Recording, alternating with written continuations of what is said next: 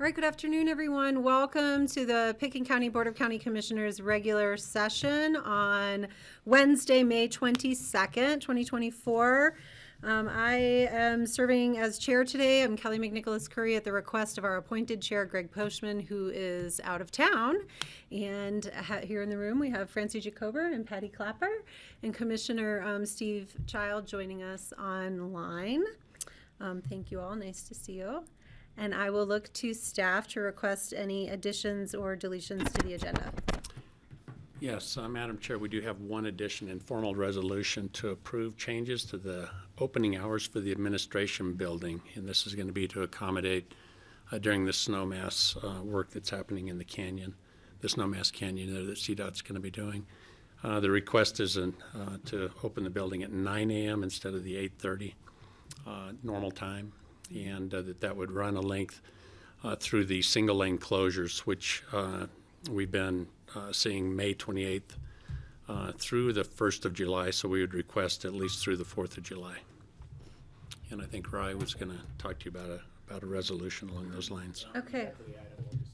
Okay, and would you recommend that we add this as item 2A as an informal resolution? Yep. Okay, I'll look for a motion to amend the agenda, please. I move to amend the agenda to add the resolution regarding hours of office building opening and closing. Okay, Patty moved, Francie seconded. All in favor, please say aye. Aye. Aye. Aye. You good, Francie? Aye. Okay. Okay, great, thank you. So we'll have that as item 2A. Okay, any others? That's it. No? Okay, I will invite members of the public to make comments to the board for items that are not on the agenda as public hearings today. You are welcome to raise your hand, and we'll be given 3 minutes. No? Is there anyone online, Abby? Okay. All right, no general public comments today. I'll turn to commissioner comments. Patty. Yes, we have beautiful sunshine today. Yesterday we watched it snow like crazy, like all day coming straight down, and then a little break in the window in time for Kelly's almost five-year-old to graduate from kindergarten, a little 20-minute window of ceremony. Yeah. But I want to remind people to please be safe out there. Again, we had 2 tragic drownings in Garfield County, paddleboarders. So please, if you're out on the water, please wear your safety gear. And if you are a non-swimmer, please think twice about going out anywhere where you might have the wind gusts or rough water and don't have a buddy with you. It was very tragic, the 2 young men that lost their lives. So please be careful. And also regarding plant life, please remember, if the temperatures drop below 40-ish, I would recommend, Francie, when do you cover yours? I cover mine at 40. No, I don't cover it till about 32. Oh, she's brave. I make them suffer. I don't want to suffer and have to replace them, so I bring mine in and out, and Jeanette knows I bring them in and out till I put them in the ground. So please watch the temperatures. But enjoy the sunshine while we have it. Who knows what the weather's going to be, but we will have summer soon. Thanks, Kelly. Thank you. Francie? Yeah, I just wanted to make a comment on how I hope we continue to remember how blessed we are to live here. I was reading about Gaza again this morning in light of 3 European countries recognizing the Palestinian state, and so more retaliatory efforts were undertaken by Israel, and I just think the situation there is incredibly tragic, and I think it behooves us to remember it when we complain about our daily lives, which are pretty blessed. Thank you, Francie. Steve, do you have any comments today? Yeah, go ahead, please. Yeah, so yesterday I was in Anchorage, Alaska. Today I am in Glencoe, Illinois, a suburb on the north side of Chicago. I thought you were in Alaska. And I went to the Glencoe Historical Society, where my dad, who grew up in Glencoe, has become a bit of a hometown hero. They've been doing research into his life And his becoming a county commissioner and a cattle rancher and all these things. And they have located the lot where he used to live, as the house is, the garage that they lived in is no longer there, but they're tracking all this stuff down on him. And on Memorial Day, they are honoring my dad's two best friends, Alan and Donald, who my brother was named after. The two of them, they were both killed in action in World War II. And it just broke my dad's heart that his two best friends were killed. So I just happened to get here at just the right time, and I'm gonna try to stay a little longer on Monday and go to their Memorial Day service. So it's pretty neat digging a little bit into my dad's history of his childhood here. Oh, you remember Memorial Day there, it's a very special day when we can honor all of those who have fought and died for our country. Great, thank you, Steve. So I thought he was in Glencoe, Scotland, and I was really going to be jealous. Hard to know where you are from gotten day to there. day, I know. Steve. We thought you were in Alaska, and you show up in Glencoe.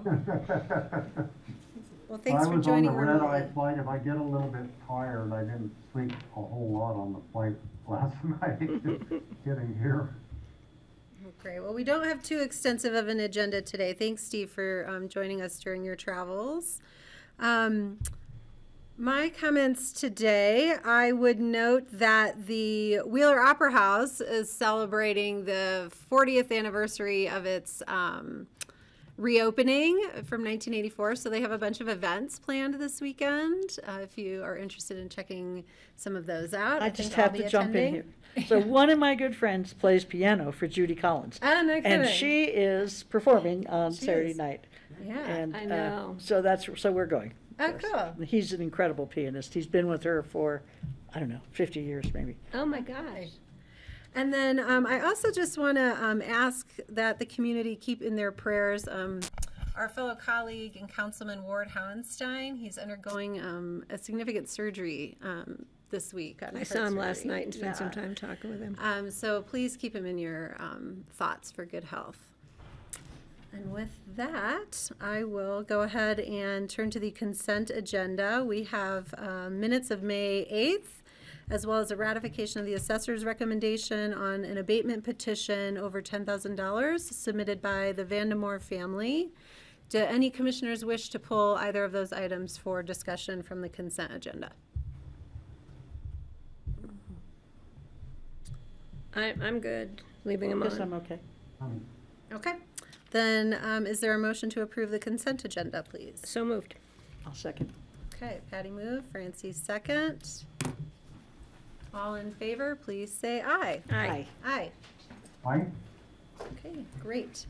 All right, now we will move to individual consideration items. We will talk about the item we've added to the agenda, item 2A, which is an informal resolution to change Picken County hours of operation during the CDOT construction in Snowmass Canyon. Rich, can you just, I know you summarized a little bit, can you give us a little more detail and then exactly the dates again? Sure. Oops. Yes, thank you. As you know, there's going to be some extensive work in the canyon taking place, and there's going to be one-lane closures throughout the month of June, starting about May 28th, running, like I said, through the end of June, but we're asking the board to consider at least July 4th as an ending date for changing our hours here. Administration has met with the tenants within the building. It's been agreed upon that by giving an extra half hour here for opening allows the staff to a little bit less hurry and opportunity to get here in time to serve the public. Allows a little later opening date for the public also to be able to get here in time. So we're just requesting those changes. We are making additional changes from an organization standpoint as far as relocating a couple of pool cars. All the other building hours will stay the same. We are going to modify and flex hours, but there shouldn't be any change to providing services to the public. It's just accommodating the employees and allowing a little flexibility along those lines. But as part of the, I think, a charter requirement. Rai brought that up yesterday. The board needs to take formal action to be able to change any hours of operations. So that's why that's in front of you today. Okay, thank you, Rich. Are there questions for Rich? No, I'm glad that we caught the fact that we needed to Yeah. bring it in for an informal reso. Well, I'm happy to move to accept a reso. Do we need a number or anything, Rye? Well, should be to approve a resolution of the Board of County Commissioners, Picken County, I'm sorry. The resolution should be a resolution of the Board of County Commissioners of Picken County, Colorado, designating Picken County office hours pursuant to CRS 3010-109. So that would be the title of the motion. And I've got it, assuming you all are going to approve it, I've got a draft of that we can have executed and everything later Correct. today. I move to approve that resolution. And I will second that. Okay, I have a few more clarifying questions, please. Will this affect Health and Human Services hours? No, that building will remain the same. They've got a lot of nonprofits that are going to still provide the services, so there wasn't any change in their operational hours. Okay, and same with landfill, they'll still Correct. open at 7:30? Correct. The days they open at 7:30, okay. It's just this building, right? Just this building is all Okay. we're requesting. At 530 East Main Street. Any further discussion? 5:30? That's the address, 530 East Main Street. And we're starting May 28th until July 4th. Correct, that's our request. Yep. All right, I'll call the question. All in favor, please say aye. Aye. Aye. Thanks, Rich. Thanks, Aye. Ray. Great. Okay, we'll move on to individual consideration items for public hearing, one reading. Item number 3, the hearing on the abatement petition submitted by 611 West Main Street LLC. And let me do a little intro before I turn it over to staff. So this is an abatement hearing. We are sitting as the Board of County Commissioners, not as the Board of Equalization, which also hears hearings of tax protest. And I want to describe the procedure so everyone knows how this is going to go. Because this is a hearing before us in a way that we don't often hear, I'm going to probably be a little more formal in how this is going to run. And so we were advised by Assistant County Attorney Ryan Neely yesterday in our exec session about process. And how this is going to go is I will invite administrative staff to introduce the item, confirm proper notice, etc. Then I will invite the petitioner in the case to come to the board table and present to us. They're welcome to call witnesses at that time. Abby, I'll ask you at this time, can you promote Bruce Cartwright as a presenter, please? We will give the board an opportunity to ask questions of the petitioner. Then we'll invite assessor staff to come forward and make their presentation to us as to why they have requested that the BoCC deny this abatement request. The BoCC can ask questions of the assessor staff at that time. We'll give the petitioner a chance to rebut anything that they heard, and then we will deliberate. I will note that we received additional information for the record via emails this morning. I know I personally did not have a chance to review all of that, so I would request that in presentations we are brought up to speed as to the detail of that content to help us in our deliberations. And should the board need to request advice from attorney's office, I will look to Rye. I believe we can call an executive session during this hearing, and we'll take that opportunity to go somewhere else, get private counsel from the attorney, and then come back if we decide that any board member needs that. Is everyone One clear? question. Yes, Patty, go ahead. Yeah, in looking at the agenda, this item is noticed under individual consideration items, public hearing. Oh, right. But it's my understanding that this is not a public hearing on this item. Technically, it does not have to be a public hearing, so. Just wanted to clarify What is that. important is that the petitioner and the respondent in this case had notice, which I believe is the case. I would also, Kelly, I believe that Mr. Cartwright was forwarded the information that was included in the record this morning, but maybe it would be good to clarify that with him, so he's got everything that you all have. Okay. I will ask for that clarification when he presents. Okay, thanks, Kelly. Okay. Okay, I will turn it over to Sam Ingen and Jeanette Jones to introduce this item to us, please. Hi, everyone. Just to recap, with this abatement, the petition from 611 West Main Street LLC was submitted to the assessor's office back in December of '23. The assessor's office did review that, and then they recommended to deny that petition for abatement. Then it was handed off to the hearing officer. So the hearing officer was appointed by the Board of County Commissioners. It's Resolution 36/2023, Mick Ireland, and he had a hearing with the petitioners as well as the assessor's office on March 11th, 2024. So after that hearing, we did receive a final decision from your hearing officer and then presented it to the Board of County Commissioners at your meeting on April 24th. At that meeting, there was some concerns expressed from the assessor's office with the hearing officer's decision. So then now we're here at this meeting to have a second hearing on this. So Bruce Cartwright is present on Zoom. He is the petitioner's agent for 611 West Main Street, and then we do have assessor's office staff here and available to give a presentation. The hearing officer was invited if you guys do have questions for him as well.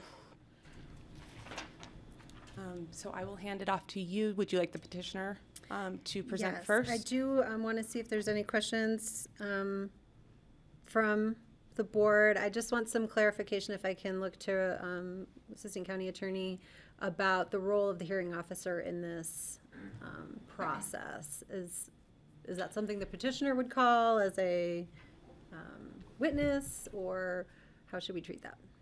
In my opinion, it would be unusual for the petitioner to call the hearing officer as a witness in the present hearing.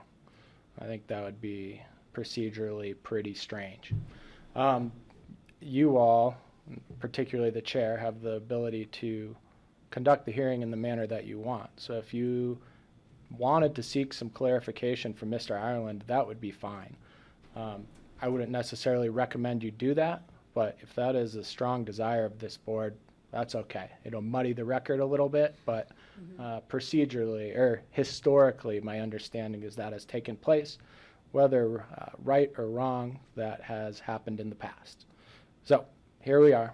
Well, maybe we'll hold that and see how the presentations from petitioner and Probably assessor's makes office sense. go, and then we can check in with the board to see if we think it's necessary or not.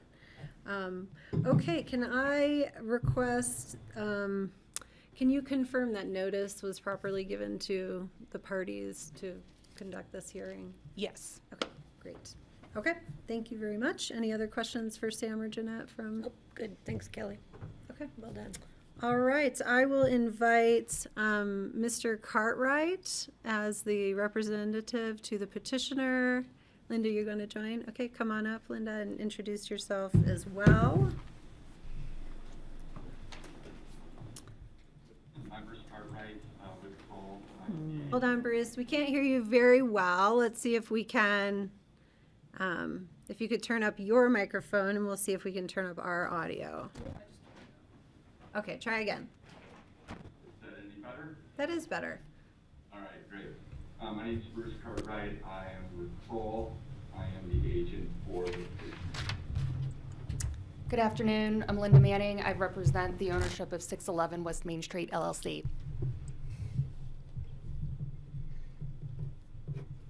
Okay, please go ahead and present. Thank you. I will take the lead on this, and Linda is there to answer specific questions regarding the property. So first, I have to say that the resolution and the recommendation of the hearing officer that was done was incredibly thorough. Really something unlike I've seen in other abatement petitions. He researched the law, the facts in the matter, as well as administrative guidance, which all supported the recommendation to approve the abatement. The property is currently classified as mixed use, which simply means that it is both, a portion of it is commercial and a portion of it is residential. Petitioner's recommendation is that it be reclassified to 100% residential. The property has sat vacant for a number of years. For the applicable time periods, which are tax years 2021 and 2022, the property was vacant. So for purposes of classification, you first look to use of the property. When there is no use, you then look to what is the zoning and the permitted use, or probable use. And then you also look to what is the permitted use. So it's probable and permitted use as well as zoning as to what is allowed to be used, the property to be used for. For the applicable period, the zoning and the regulations had changed from its mixed use to affordable housing. The document that was sent today was just to affirm a statement that was made in Mr. Ireland's findings that there was pre-approval prior to the lien date of January 1, 2021, where the city council had approved the affordable housing. The documents before you otherwise remain unchecked and support the reclassification to residential. So that's our position. I know that in discussions with the assessor, their policy is contrary to this. They look to simply the use of the property, and when the historic use is what they relied on. But that's really where you start. It's not where you end. You have to ultimately look to zoning as well as to the most probable permitted use, which in this case is clearly residential. So with that, those are my comments. I don't believe we'll need to have Mr. Ireland, at least from our perspective. We won't need to have Mr. Ireland testify. But if you need to, of course, that's your prerogative. Okay. Are there any questions for the petitioner by the board members? I'm Yes, go not ahead. sure who to ask the question to, so I'll ask it now, but what was the use of the building prior to it not being used at all? Was it a commercial use or partial commercial residential? First, I'll take that. So we purchased the property in March of 2019 and it was vacant. Prior to that, it was used as a medical office. Asked for medical care. Yeah, I can't tell you how long it was vacant before we purchased it. Okay, thank you. Thanks, Linda. Francie? So if the zoning, I think you said, Bruce, is changed from mixed use to residential only, is that in the jurisdiction of the city? My understanding that is correct, Linda. If you want to clarify it, that's. Yes, so the city is in charge of zoning parcels within the city. And so this parcel with the entitlements in 2021 was rezoned from an office use to affordable housing. I thought it was zone mixed use. Well, it is zone mixed use, but the use was office. So there's two things. There's the zoning of the parcel and then there's the use within the zoning. So the use within the parcel was previously office and now the use is affordable housing. So it's still in the mixed use. Soon it will be affordable housing. It's when HPC passed their resolution in 2021, that changed the use from office to affordable housing. But the zoning did not change at that time. Correct, so the zoning still stays as mixed use. So the what's property the is- correct order? Does the city first change the zoning and then we call it residential? Or do we if we uphold Mick's decision and we decide it's only residential, then does that force the city to change its zoning? So, so if I understand your question, the decision that you make today regarding the classification for tax purposes would not impact either the city's zoning of the property in question or the decision or designation by the City Historic Preservation Committee regarding its use. They're two separate.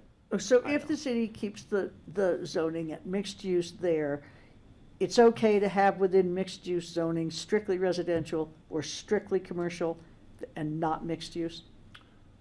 I'm not an expert in the city's land use regulations, but my understanding based on what's in the packet today is that the property is zoned mixed use and received a approval from the Historic Preservation Committee to allow affordable housing on the parcel. If I'm not correct about that, I'm assuming that Mr. Cartwright or his colleague would be able to correct me on that.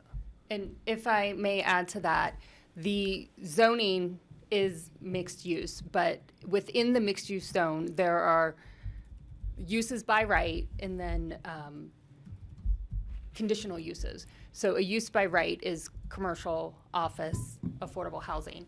But the city designates what use can be held within a parcel in any zone district. So when we purchased the property, the use was office. When we went to HPC to get approval for affordable housing, the use changed to affordable housing. So it's currently in the mixed use zone, but the use it's permitted, the permitted use is affordable housing. So if we wanted to open a commercial use currently, that would not meet the zoning requirements of the city. Right now, the only use permitted on that parcel is affordable housing based on the HPC resolution. So the city zoning on this particular unit is irrelevant to our decisions, is what I'm hearing. I don't know if it's irrelevant to your decision. It's a factor to take into consideration when you're evaluating both the actual use as of the date of the, that's relevant to the abatement, which is January 1 of 2021 and January 1 of 2022, along with things like the actual use that the property was put to and the potential use of the property. So those are all factors to take into consideration. Okay, thank you. Yep. Patty? Yeah, to further clarify, so the property right now is currently vacant, so there's really no use. So the most recent, which wasn't really recent, use of the property was commercial, but the property has not yet been used as this fully restricted affordable housing, it's affordable housing credit units, correct? Correct, but if, when that resolution was approved in 2021, that limited the use from that point forward to affordable housing. But no action has been taken on that new use. Well, action on our end as far as plans getting ready to submit for permit, yes, but the building has still been vacant. And there's no building permits that have been pulled on it. No, not yet, no. But to reiterate, the only use that is permitted there right now is affordable housing. We could not have any other use today or Unless you. Post-2021. Unless it was changed back again. correct, unless we went back to HPC. Currently, there's no use. Most recent use was commercial, but no action has been taken to convert the property to its new opportunity of use, which would be affordable housing. It's all been behind the scenes action, yes. But no physical construction or pulling No. of building permits. Okay. I have another question. And so this is one of the buildings that will be lifted up and put aside, and then construction will go on underneath, and then it'll be put back? It doesn't need to be lifted. So there will be a little bit of excavation in the lower level, but there currently is a small basement under there, but the building itself will not be lifted. It'll be restored and there'll be an addition, but we will not have to lift off the site and move back. It's a sizable Okay. building. What? Steve, do you have any questions for the petitioners right now? Okay. I have a couple clarifying questions. The first one I'll look to Sam and Jeanette, since you manage the record. We received an email from the city of Aspen via Jim True about the ComDev department's opinion on this parcel. Can you remind us what that said? Yeah, we did not, as the administrators of this, that was submitted by the assessor's office as part of their argument.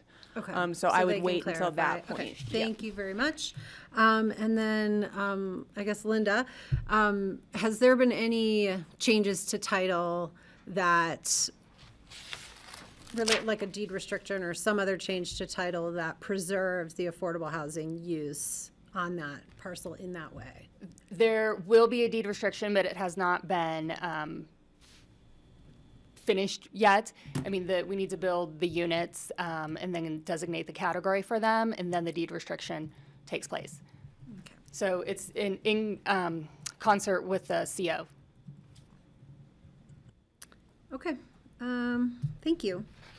Is there any other questions? I think we'll have another opportunity if they wish to rebut the assessor's I'm good for office to now. ask questions, but. I'm good we for now, but I do have that document in front of me, and Okay, I might read thank it you. into the record Okay, later. thank you, Patty. All right, thank you, Linda. Thanks, Bruce. Hold tight. And I will invite the assessor's office to come up, please. Do you guys need more space? Patty,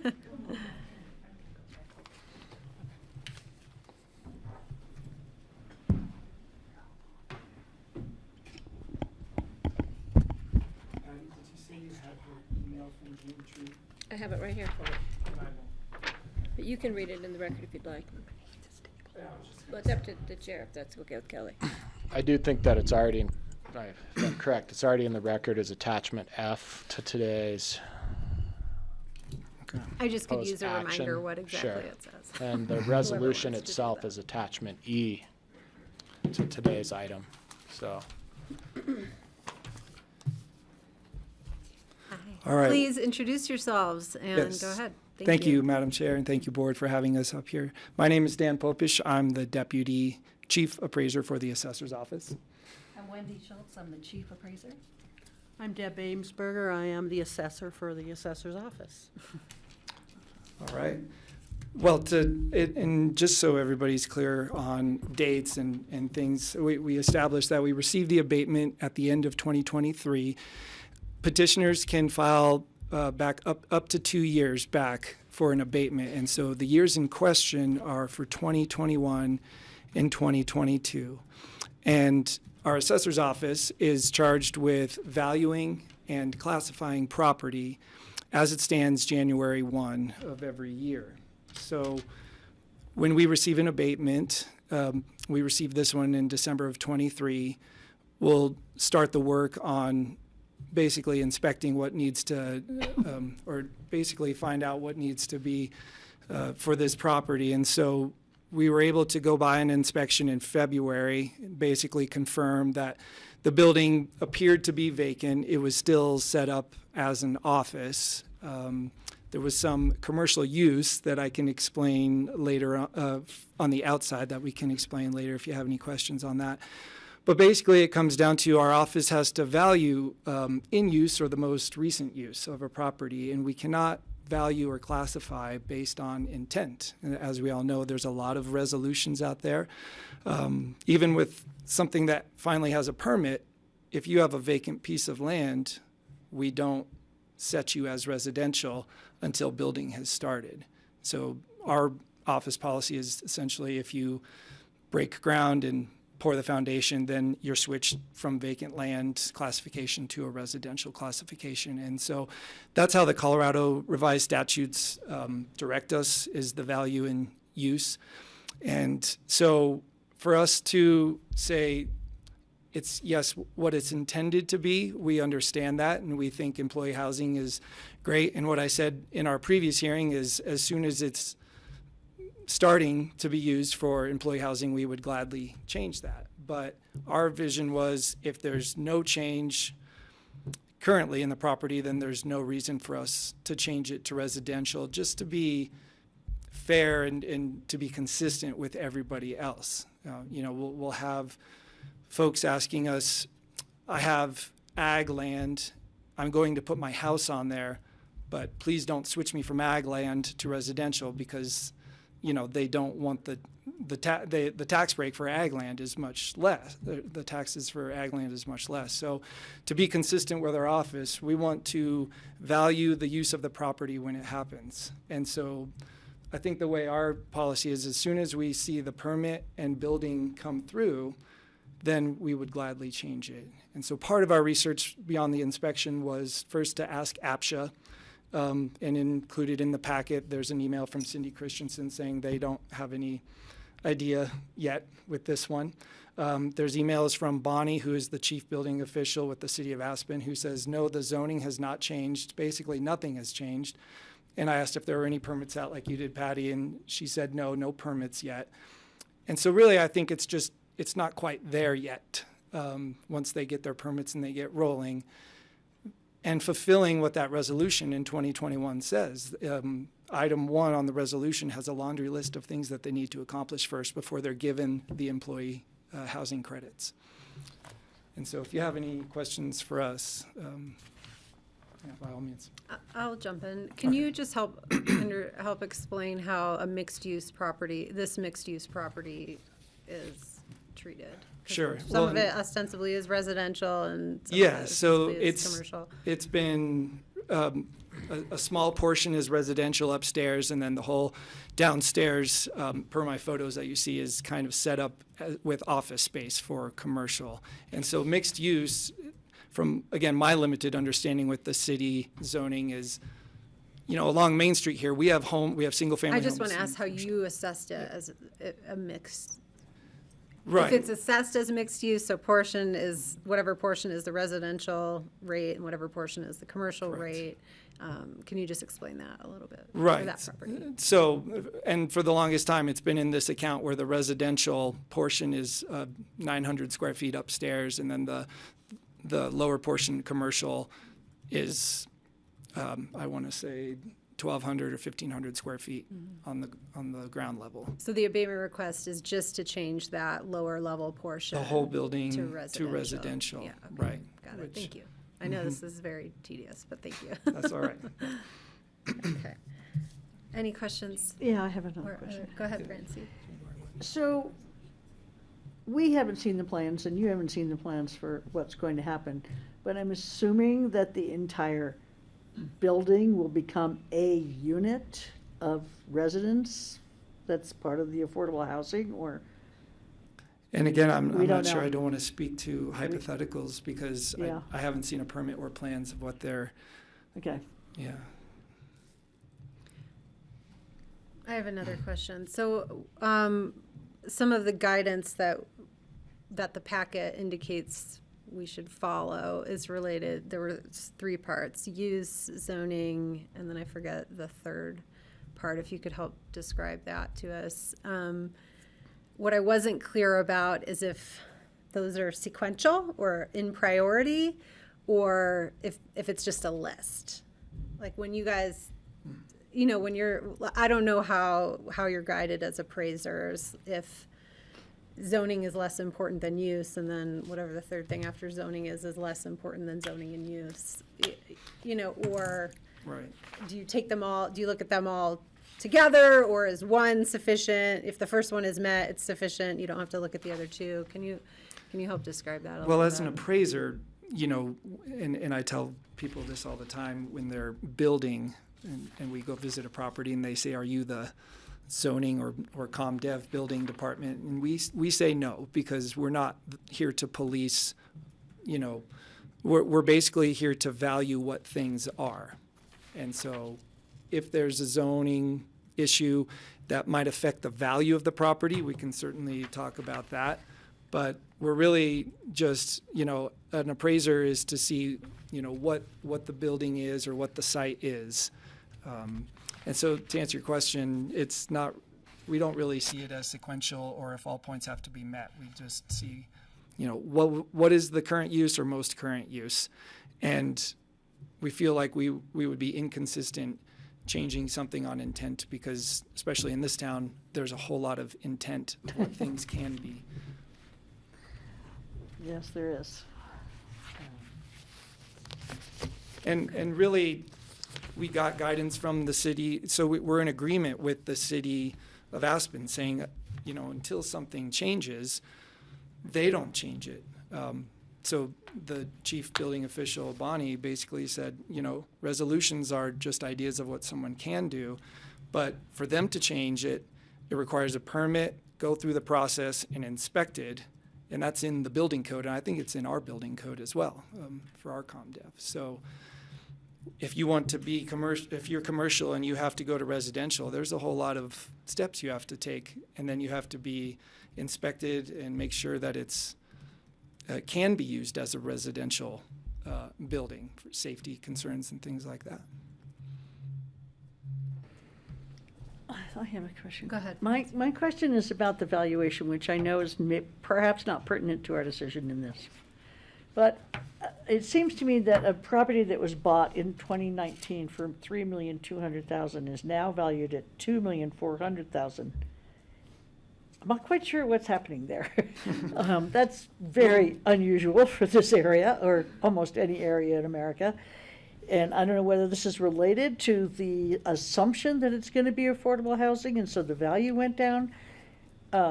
That's already a fairly significant tax break. I know it's irrelevant, but I can't help but notice it. Sure. And can you speak to the difference in value 5 years later? Or? Right. Well, and with mixed use and commercial properties, a lot of it is valued based on the income approach. Yeah. So if it's an income producing property, then our system is set up where we have certain parts of town, and we typically get the income data from the businesses. And so clearly this one was just, Not having really any income. Yeah. And so, and like I said, going to what I see that it was used for in my inspection, yes, it's vacant, still set up as offices down below. They still receive mail there as of February of 2024 for Aspen Medical Care. And they had landscaping trucks, as you see from my pictures, plugged into the building. And so really it just came down to our office agreeing with nothing points to residential as of yet. And so the value is probably just the building, depreciating, and, what they bought it for, it was probably in a better state. And so, like you said, it's a lower value, but that's not really what we're questioning. Yeah, I know, but it's weird. Yeah. Even It's if there's unusual. been no income. Things have been going up. I mean, even if there's been no income, it's still a vacant lot, Mhm. Okay, thank you. Which is a higher property tax assessment, What? which is an even higher property tax assessment if it's a vacant lot. I would just comment that the building is under historic preservation jurisdiction, so that might contribute to declining values for some folks too. Steve, go ahead, please.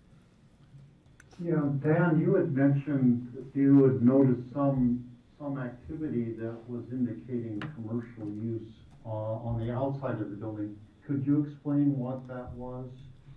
Yeah, sorry, Steve. I don't know if you just heard me, but a landscaping company parked in the back lot.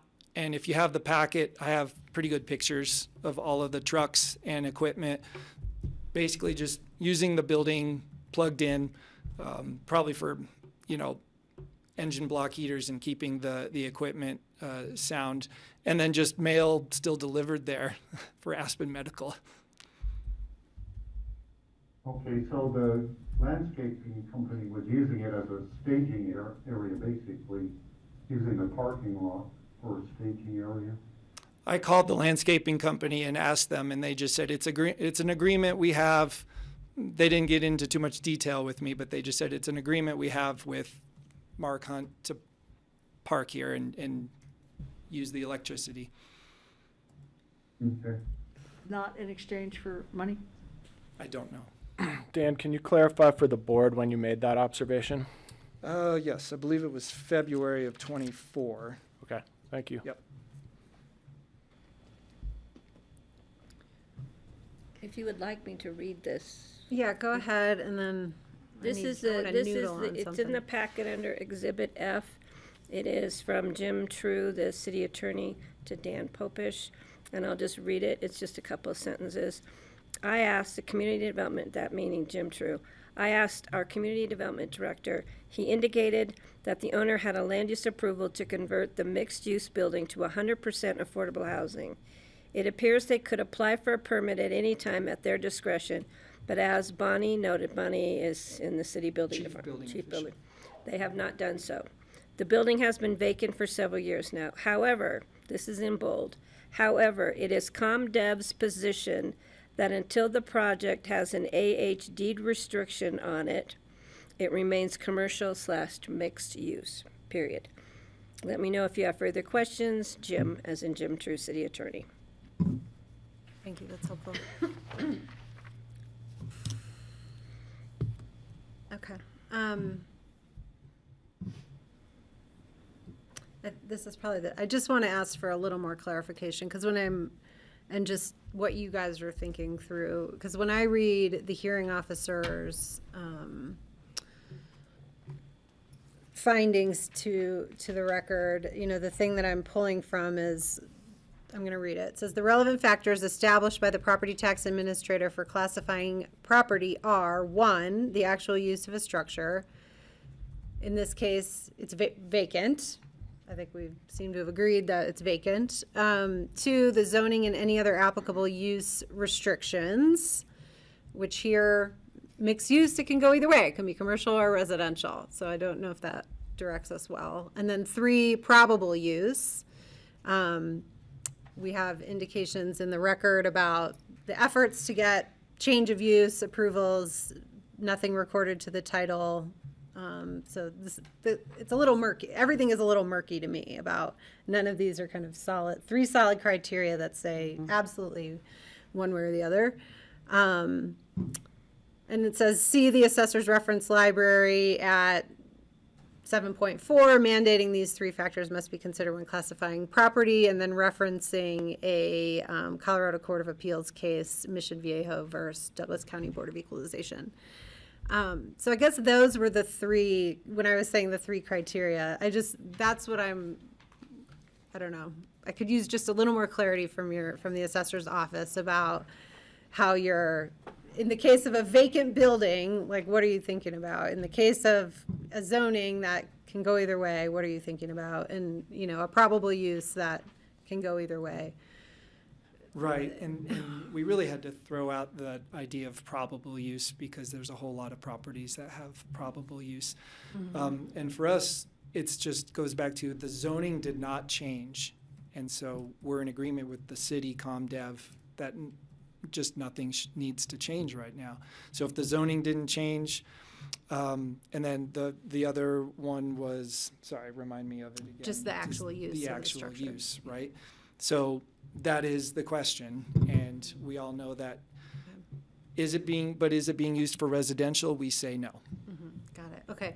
And you mentioned in somewhere in the record, I can't remember where, that you have concerns about precedent. Can you talk about that? Sure. Or Deb, did you want to? I would like to speak to that. Oh, sorry. Which one should I use? Just pick anyone.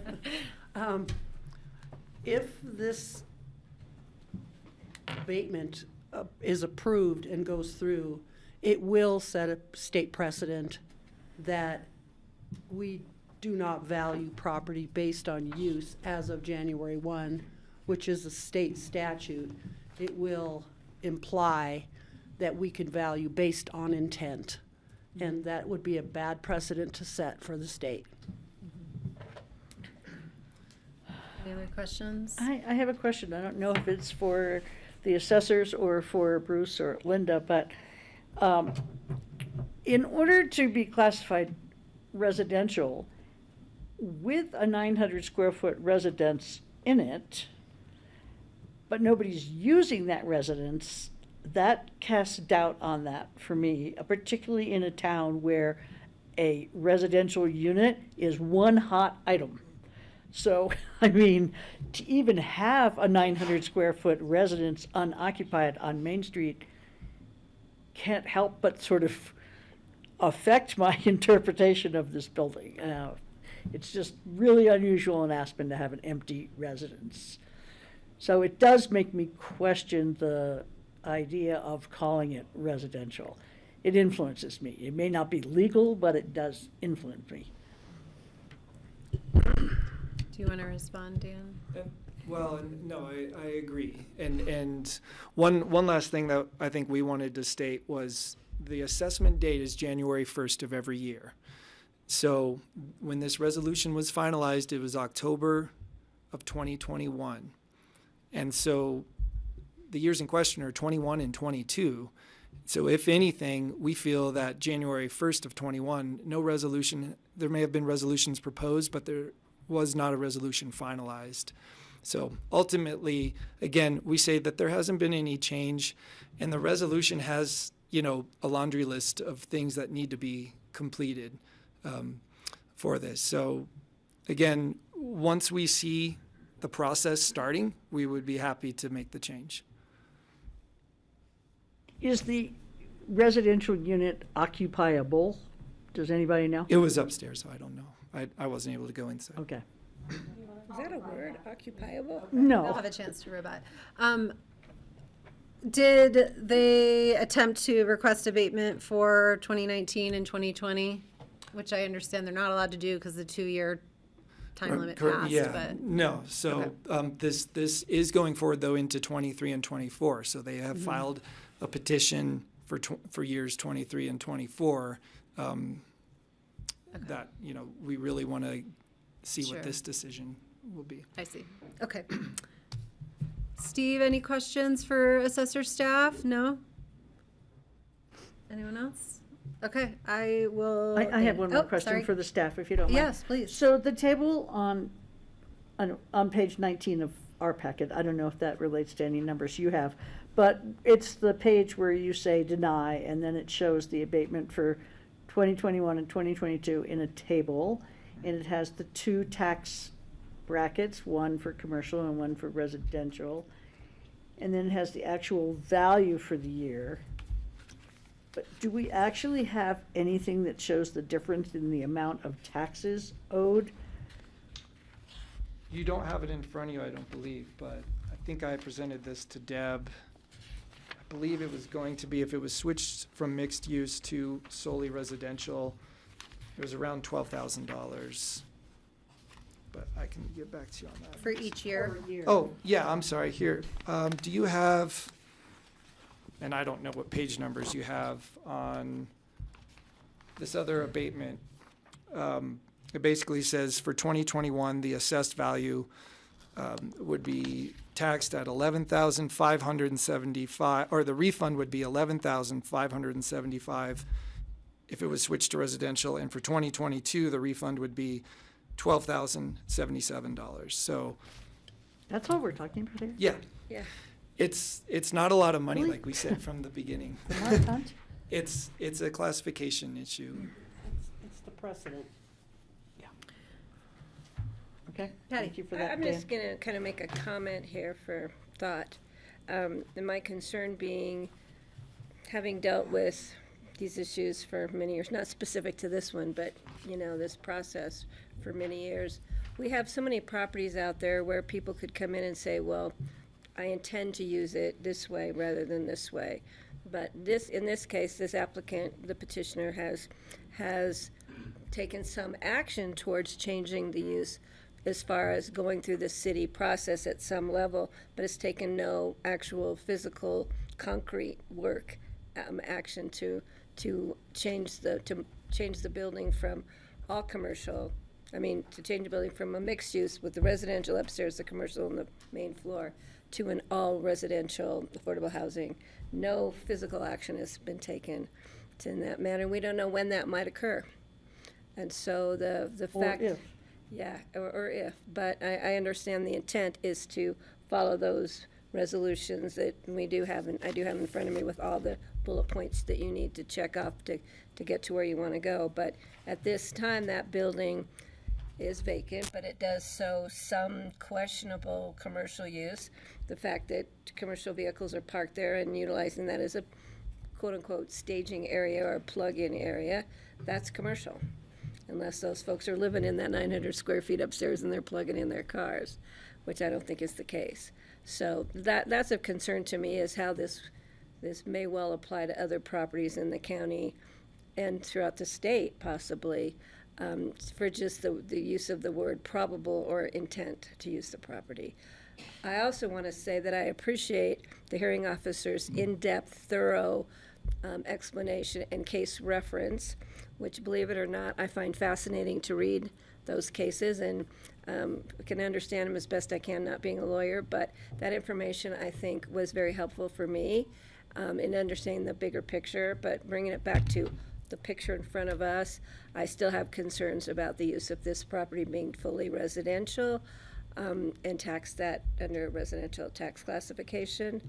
I could, depending upon where the rest of this discussion goes, look at supporting the mixed use with the 900 square feet that still remains at some level, whether it's inhabitable or not, occupiable. But it still is structured for residential use, whereas the main floor is still structured as a commercial use. Thank you. I have a question for Bruce, and I would Yeah, like we're to hear gonna- from Mick, so you want me to wait on this? Yeah. Okay. Thank you, Kelly. Yes, thank you, Patty. Okay, if there's no more questions for assessors staff, by the board. Okay, Rye, you have, Just want to make one point of clarification for the board based on Commissioner Clapper's recent comment. The BoCC in this hearing process is charged with evaluating the use of the property on the date set forth in the abatement petition. So while Mr. Popish's observation of the property in February of 2024 may be interesting, the relevance to the abatement petition in front of you right now of those observations is likely pretty low. Right. So just keep that in mind as the board is As far moving as the forward on this. commercial possibility use or Right, the Plug in. relevant period is for the tax years in question. So that's 2021 and 2022. What Right. Dan saw in 2024 doesn't really have any bearing on the use classification for the tax years we're talking about Okay. here. thanks for clarifying. Thanks for that, Rye. That's clarifying. thank you. All I'd right. forgotten the dates.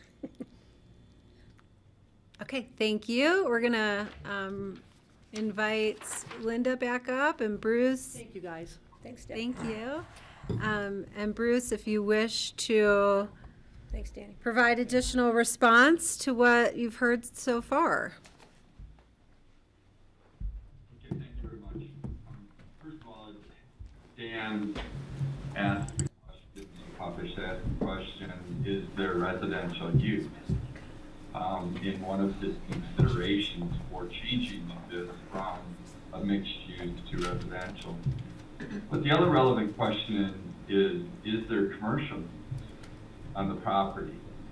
And the response to that is no, there is no use. And that's why this question and this abatement creates a particular challenge for you. And that is, when there is no use, what do you do? And as Mr. Ireland pointed out, there are two controlling factors that were decided in Mission Viejo. And that is the zoning and applicable use restrictions, as well as probable use.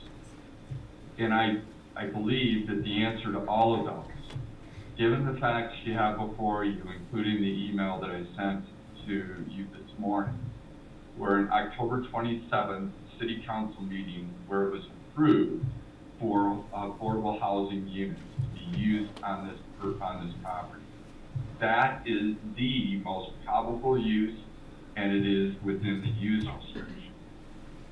Now, Dan also pointed out several other situations and where ag land was going to be reclassified and where vacant land was going to be reclassified from commercial to residential.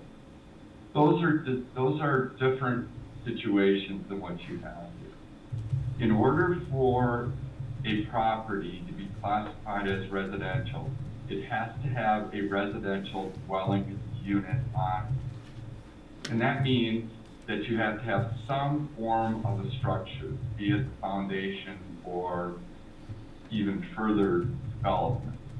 In the classification of a vacant land, there is, until there is such a structure, it cannot be reclassified from commercial to residential. And the same is true for ag land. You have to have a residential dwelling unit on it. That's not the issue in the facts that we have before us. Now you heard from the assessor say that this would create a matter of effectively statewide concern and change policy. I completely disagree with that. The regulations by the property tax administrator, which the assessor is bound to follow, give the clear guidance that the zoning and applicable use restrictions, together with the probable use, are what you look to when there is no actual use. And all of that points to classification as residential. And then finally, and I know Linda will speak to this as well, concerning the use of the lot as landscaping. Your counsel also pointed this out, and it's a difficult situation in an abatement. I mind you that you can't go back and look at what was the use and the time frame. But as Linda will tell you, there is no parking of the commercial vehicles on the lot for the applicable time period. And even looking forward, I think something that is done for the benefit of neighbors, which is to get vehicles off of the street, if that were to be used or be punitive to the taxpayer, certainly defeats the intent of what I think everybody should look to. So with that, I'll yield to Linda. Thanks, Bruce. There are a few things I'd like to speak to, and I'll address the landscaping vehicle parking issue first. This past winter, Marquez Maintenance Can I stop you there? Yes. I'm sorry. Can we talk about that in relevance to January 2021 Sure. and Yeah. January So 2022? for those specific years, there was no parking in that lot other than several of the neighbors across the alley have redeveloped their homes, and they will park various, construction equipment in there as well as dumpsters. But, we've permitted that as being a good neighbor. It's a vacant area not being used, and, we understand that our property will be under construction at some point. And, anything we can do to help the neighbors while their property is under construction, to be a good neighbor, we will do that because we expect that in return or ask for it in return. So prior in the years that are applicable, there was no commercial parking or parking of any kind other than from the neighbor construction sites. And I'll correct my comments to reflect that. Thank you. That I was just thinking about the use, not the specific timeframes. Sure. So in the upcoming one, when we know there was, we can talk about it at some other time, but not today. And then as for criteria number 3, the proposed use, in order to get HPC approval, there's 2 resolutions. There's a commercial approval, and then there's a conditional approval. Let me give you the exact word here. Conceptual approval, sorry, and then a final approval. The conceptual approval, Resolution 17, Series of 2020, was adopted by the Historic Preservation Commission in September of 2020. So that was the first step, granting conceptual approval. We then had to go back to HPC for final approval, which was the 2021 resolution. So in 2020, HPC knew that, hey, we submitted the plans for affordable housing. It's 7 units. There will be 3 units in the current structure that's standing. And as far as the habitability of the space, it is not occupiable as we speak. There's asbestos, there's lead, the floors aren't structurally sound. The building could not be occupied for any use, commercial or a resident use on the 2nd floor. And that is the condition that we purchased the building in. I mean, it is not occupiable. Thank you. Thank you for that. Other questions? Yeah, I have a or- question. Yes, please. So what's the big deal here?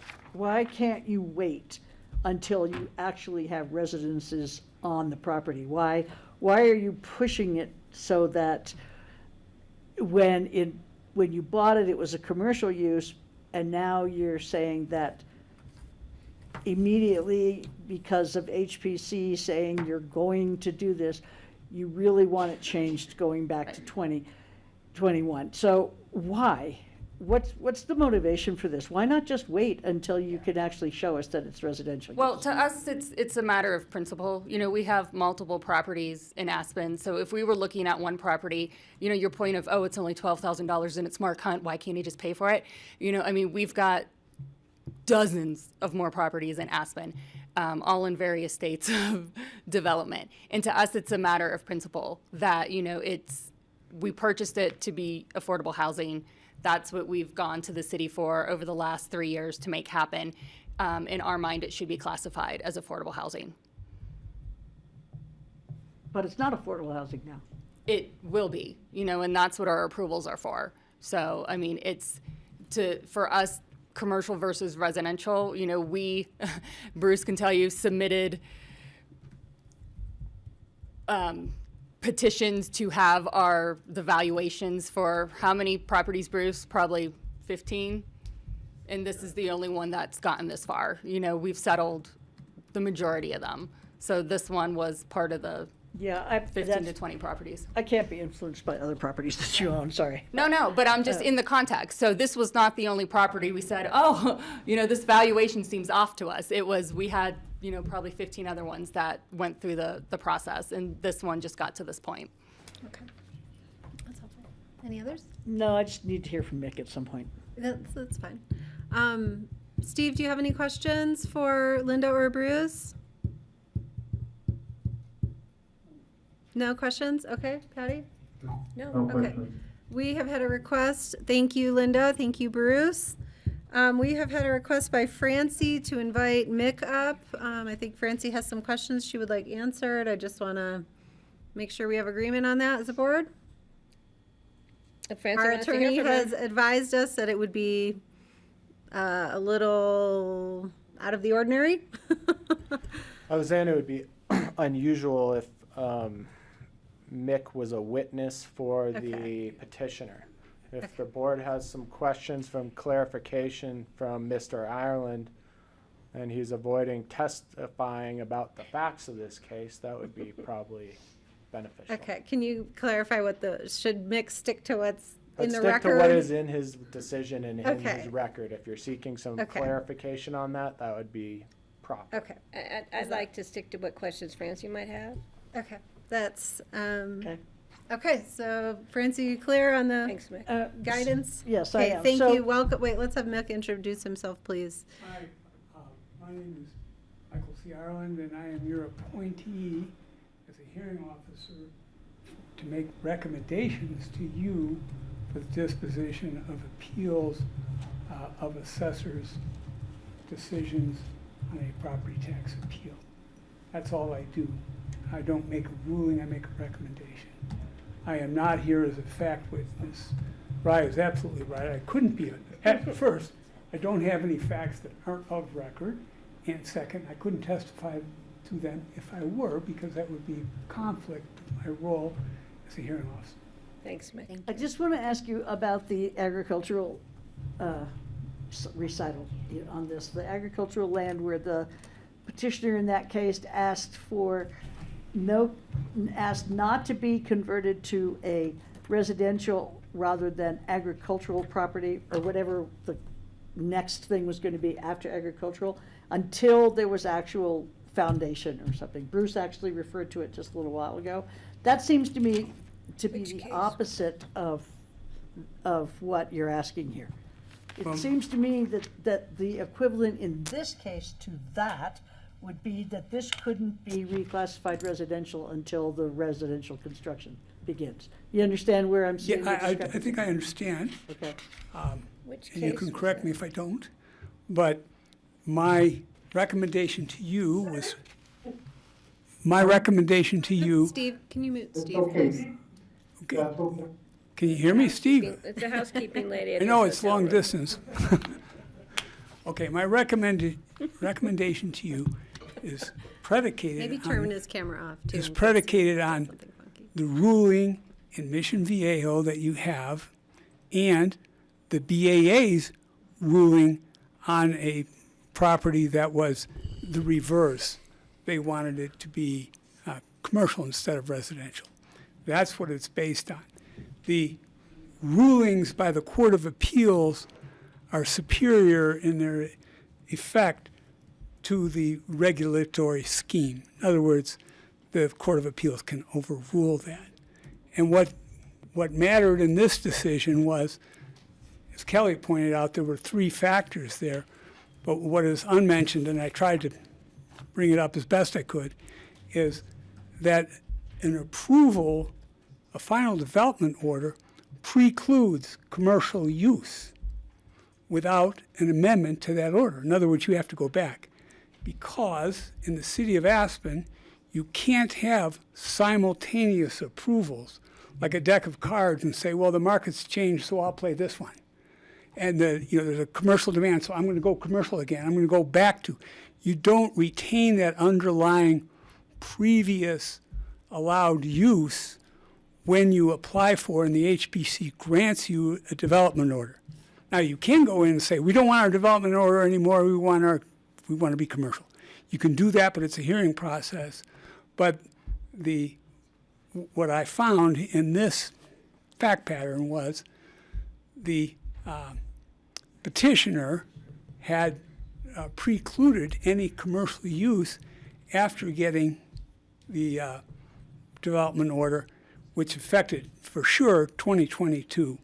The other thing that influenced the ruling was for 2021, there was a conceptual approval, and the conceptual approval was the only significant investment in development that occurred between the purchase of the property and today, other than the development order. So when they did that, they made a decision. And so what the court was saying is, if you read Mission Viejo, it's pretty clear at the top of the second page in the right-hand column. It just says at the very top, it says, you have to go beyond not just actual use, but purpose and intent and the limitations of zoning or regulations. In this case, zoning isn't your limitation. It's your approved use that's your limitation, and you had an approved use. And so I found that having obtained an approved use for residential, they couldn't go back to commercial. That was no longer on the table, and that's what I did. So you're saying, just to be clear here, that your decision was based on the fact that when they were awarded the historic preservation with the attached affordable housing units, they were then prohibited from commercial use on that property in 2022, and then conceptually in 2021. Right, and if for certain after January 1st, 2022, if they had reopened the medical office buildings, that would have been an illegal use. Okay, all right. Thank you very much, Mick.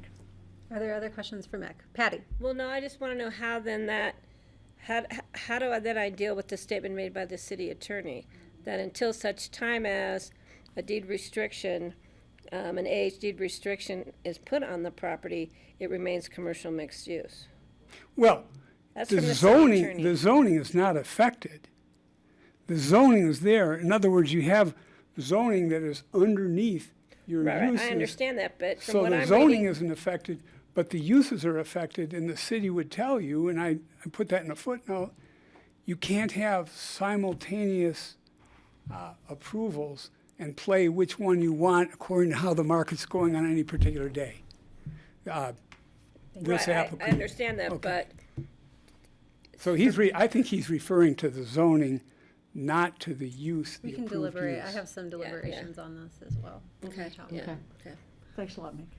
Any other questions? Sorry, Steve, we muted you and turned your video off, as we understand But you they had still to. like you, Steve, We really. still like you. Please rejoin us if you're prepared to. We know you had to step away. Okay, great. Thank you. Okay, Steve, do you have any questions for Mick Ireland related to the No. record he submitted? Okay, thank you. No questions for me. Okay, Thank you. thank you. Thank you for making the time. Okay, so let's just see if we have any additional clarifying questions from board members for attorney or admin on any of this. Otherwise, we can open the question on the floor for debate. I am prepared to debate. I'm ready to hear you debate. Would you like me to? Yes, please. Okay. So, I have honed in on this last point that Mick has really raised here about the 3 criteria for adjudicating this abatement request: the actual use, the zoning, and the probable use. So, the actual use, we know it's vacant, so it's a little unclear. We have some residential, some commercial in the past that both have not been perpetuated since 2019.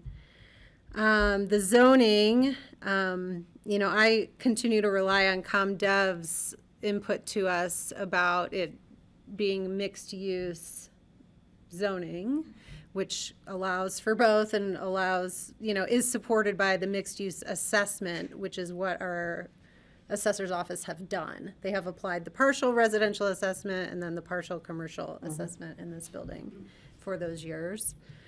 And then the probable use, I think, is our sticky wicket. I'm trying to separate intended use versus probable use. I don't personally think they're identically equivalent. I just have to say, having heard so many land use hearings in the past that ultimately did not come to fruition and did change, I'm struggling to accept a land use approval as a probable use. That, to me, there's an additional threshold that has to be passed from a land use approval to indicate that it's going to become that use. And I hear what Mick is saying, that the city doesn't, you can't play 2 cards. That's problematic for me because no one's going to come to us and say, oh, I have a residential approval and now we want to use it we got approved for commercial, so we're going to tell the assessor's office to now change our assessment to commercial. These details only come up to us in a hearing such as this. They don't come in as a part of the ordinary assessment process. So the fact that the city's, built land use code may say something about how an approval is relevant on the property is detached from what the rules of assessment are. And they don't run equal to each other. You see what I'm saying? The information flow is not running equally both ways. You're saying that specific to Jim True's comment. Well, not necessarily just about the zoning. I'm looking at really what is intended versus probable use. So, I think what I heard from Mick was he drew the conclusion that, this has to be residential because you can't have any other use on the property. I mean, they could sell the property, they could change, they could sell the property, that new owner could change it. What I'm saying is this only comes to us in this type of hearing. If somebody else has a property that has been assessed as residential and now they have a commercial approval on it, our assessors aren't going to go change that to commercial before it's actually commercial. So why would we change this from a mixed use before it's actually not totally residential? I think for me, it just hasn't quite passed that threshold from intended use to probable use.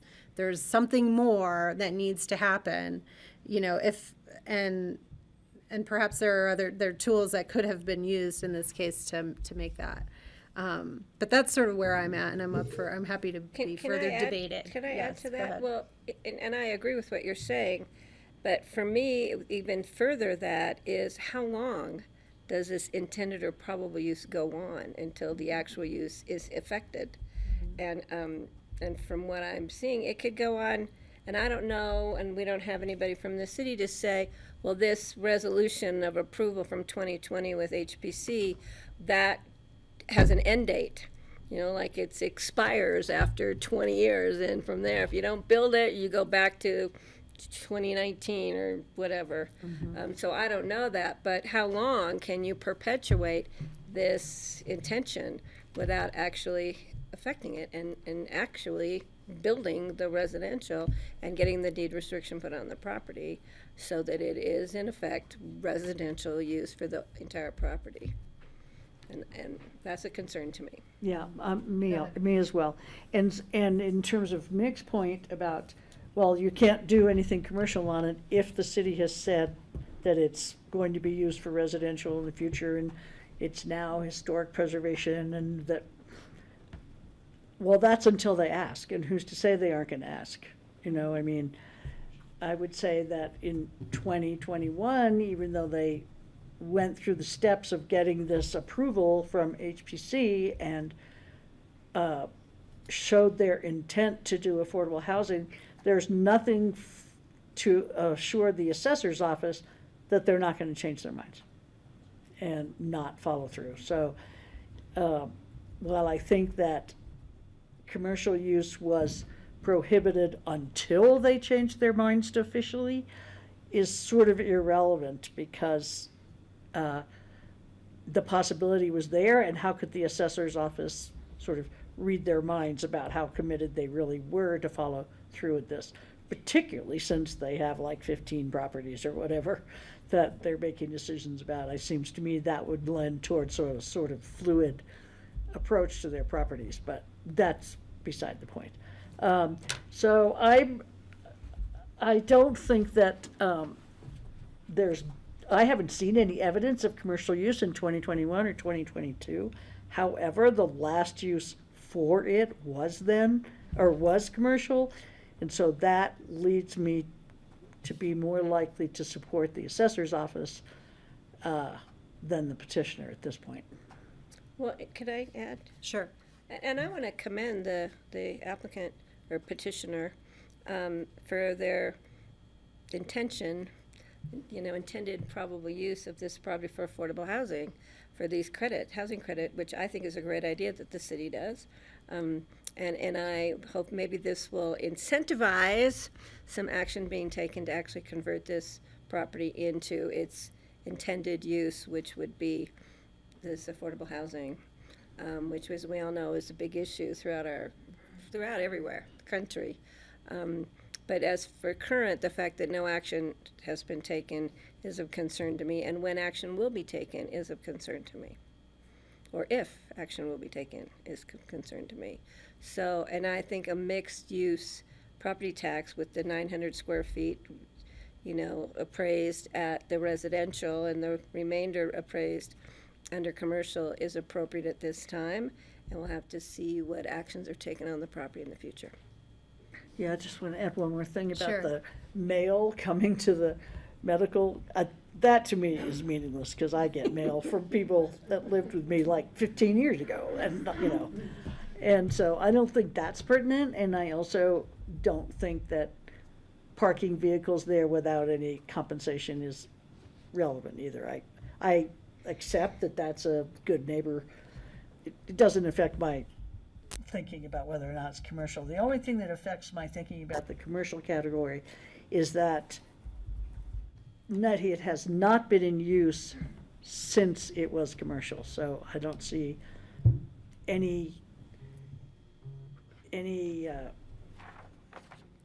I don't see how we could then say it's now residential just because it could be residential now without any action to be taken. Sure.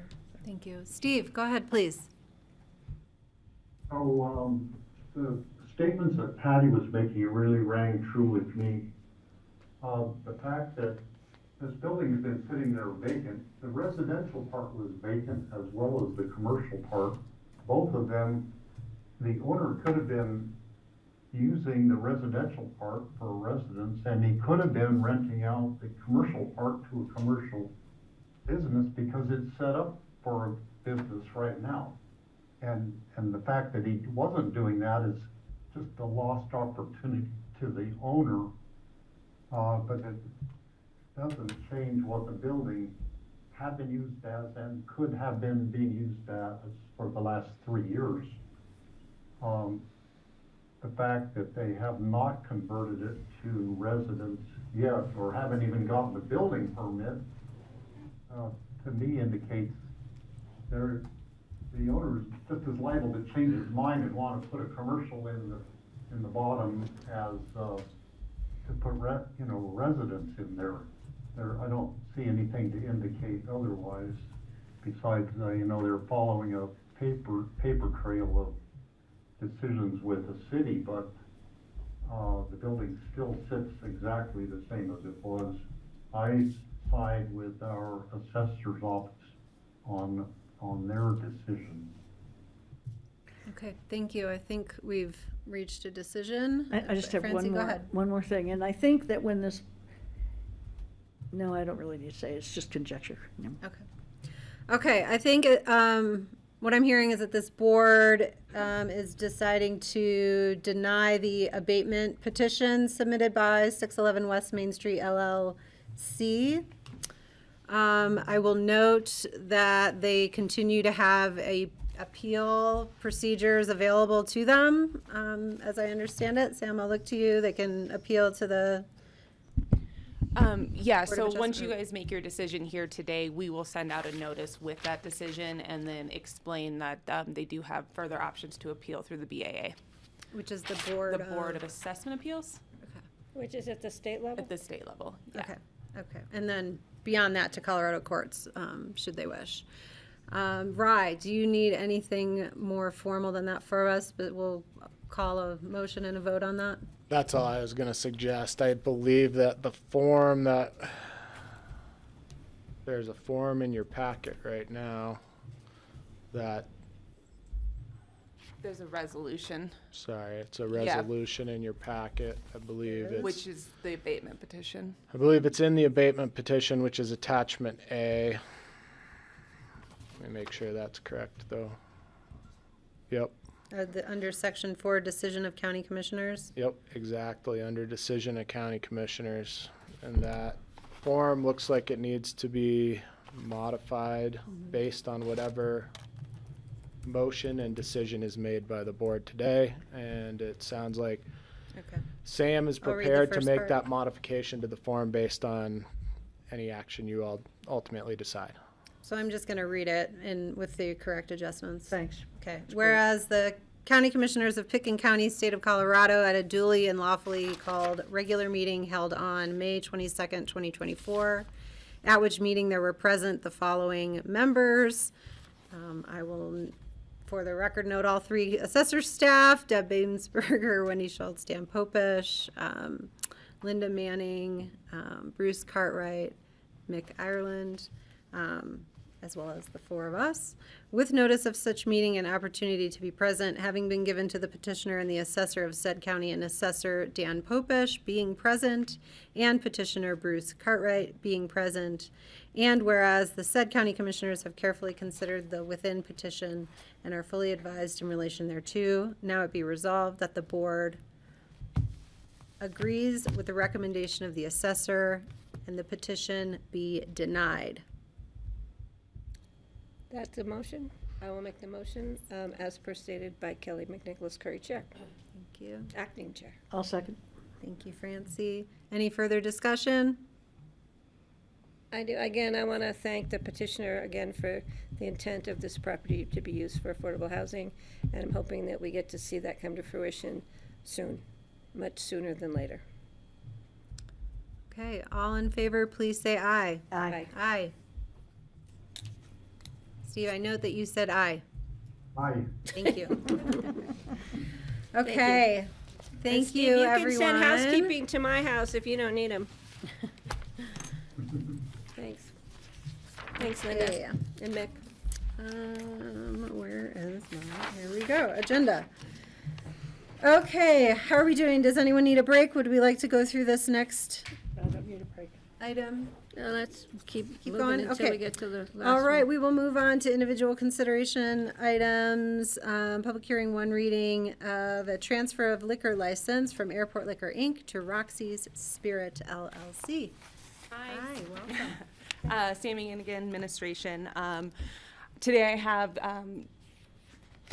Mike Lawler here, who is with Roxy's Market, and they're seeking to transfer the liquor license from Airport Liquor over to Roxy's Spirits. Jeff Reese, who is the current owner of Airport Liquor, kindly joined us. He's hoping for a retirement party if this does get approved. So I'll briefly go over some of the information I provided in your AIS, and then I'll let Mike take it over. But essentially, it's a straightforward transfer. Roxy's Market does adjoin a wall with Airport Liquor currently. So with this request, they are looking to modify the boundary to open up a 5-foot opening and install a cage door. They have gone through the ComDev department to get preliminary approvals. I believe Mike can update us on that process, and has also received written approval from the landlord of the building. So with that, we've had extensive conversations about what they would need to abide by with that opening. They cannot sell any liquor in the grocery store. It all needs to take place in the liquor store. And then they cannot let liquor come out of the liquor store into the grocery store and be consumed. I know there's like the little seating area and such outdoors. So we've had some conversations about that, but other than that, from a liquor licensing standpoint, we don't see any concerns with that. Patty, go I have ahead. a quick question. So if I was to go in and buy, believe it or not, buy a bottle of wine at the liquor store, could I, not leave it closed and walk it through with me to do the rest of my grocery shopping at Roxy's? Yes, we don't see any Okay, issues just with want to that. make sure, so I don't have to go to my car, leave it there, risk my dog opening it while I'm in the grocery store, so, okay. just At wanted that to point, it'd be clarify. no different than if you bought the bottle of wine and you had it in your cart and you're walking around with it from your car even. Yeah. At that point, yeah, so, Thank you. Which maybe might help, I don't know. Thanks. I have just a procedural question. These always confuse me a little bit because we don't have a resolution attached. So do we just give our decision to you, or how does that? So yeah, What is so the form here? yeah, so with the transfer, it's more complicated. It's not just as simple. They're applying to the state for a new license. So we do still need to submit the paperwork to the state once you guys approve this, or if you approve this. They will operate on a temporary license for 120 days until the state approves. They finish their paperwork with us administratively, and then complete the wall opening. And then at that point in time, if this is approved, we would issue a permanent license.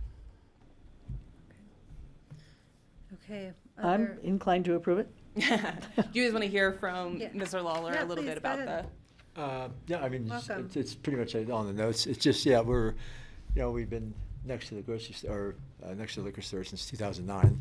And Jeff's father, we talked to him many, many years ago, and just said, if you ever decide you retire, which maybe I should be doing that instead, that we would be interested in buying the liquor store. And the way the laws have changed, I think it's over a period of 20, 25 years, they're changing all the liquor laws to protect the smaller operators and stuff from the big boys. And so anyway, so we're abiding by that. And the only thing we're really doing structurally, we're going to remodel the store with just some new shelving and what have you. Give it some love, and just hoping that opening up, and that's pretty much it. We could have a separate register, check stand, everything else in there for checkout, and it'll be right at the entrance to the gate there. And then we have 2 other check stands. Somebody would have to walk by if they're, going to do something illegal, steal or whatever. We got another couple checkers to Got checkers on both sides. intimidate them, so.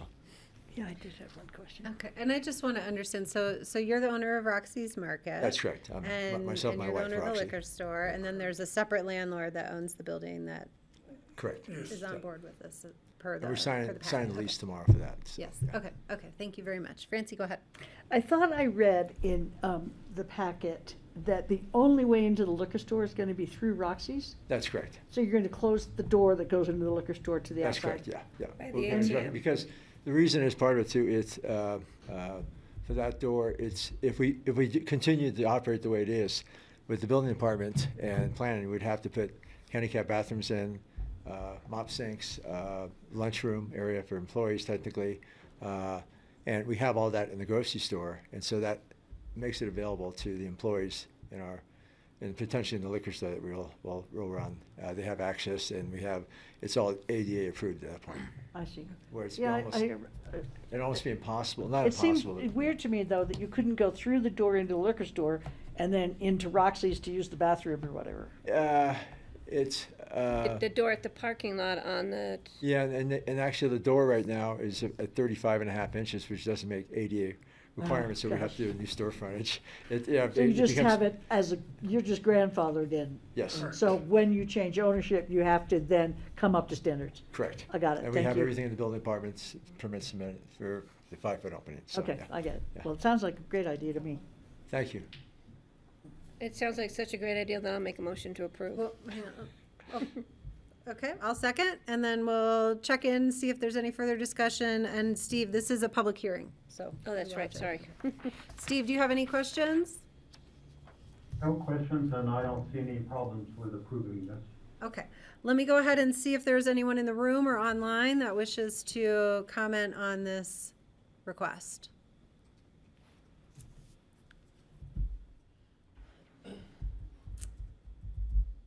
Okay, I'll go ahead and close this public hearing. Patty made a motion and I seconded to approve the transfer of the liquor license from Airport Liquor Inc. to Roxy Spirit LLC. Is there any further discussion? I was hoping you talked me out of this. We're talking you into retirement, that's what we're doing. Okay, I will call the question. All in favor, please say aye. Aye. Aye. Thank you, gentlemen. Aye. Nice Thank to you. see both Thank you, of you. Thank you very much. Thanks. Good luck with it.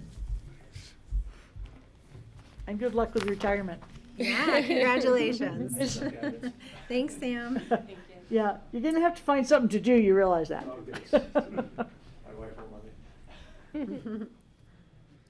Okay, let's go ahead and we'll move on to individual consideration items. First readings set for a public hearing on June 12th. This is item number 5.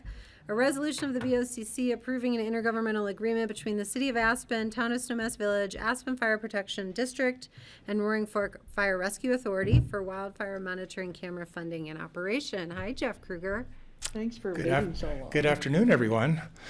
Hey, quick side note, we grew up in Denver. My wife, her grandparents babysitted Julie Collins Oh, when she really? was little. I'll be darned. So I heard you mention Julie Collins, and we wanted to go to her show at the Wheeler Opera House this weekend, but we're going to be in Denver over Memorial Day weekend, so unfortunately we couldn't make it, but my wife was really disappointed, really wanted to see Julie Collins. Well, if you've seen her before, you've probably seen my Small friend world. Russell, who plays the piano for her.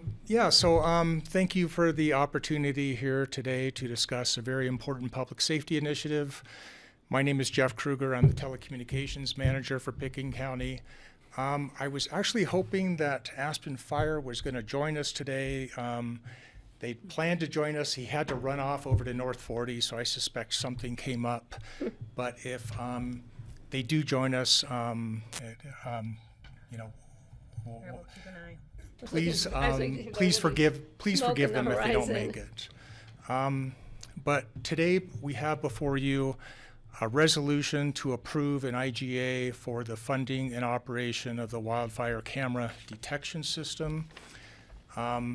This particular system was installed on 4 Pickens County sites in 2021 to include Ajax, Jackrabbit, Upper Red Mountain, as well as Williams Peak.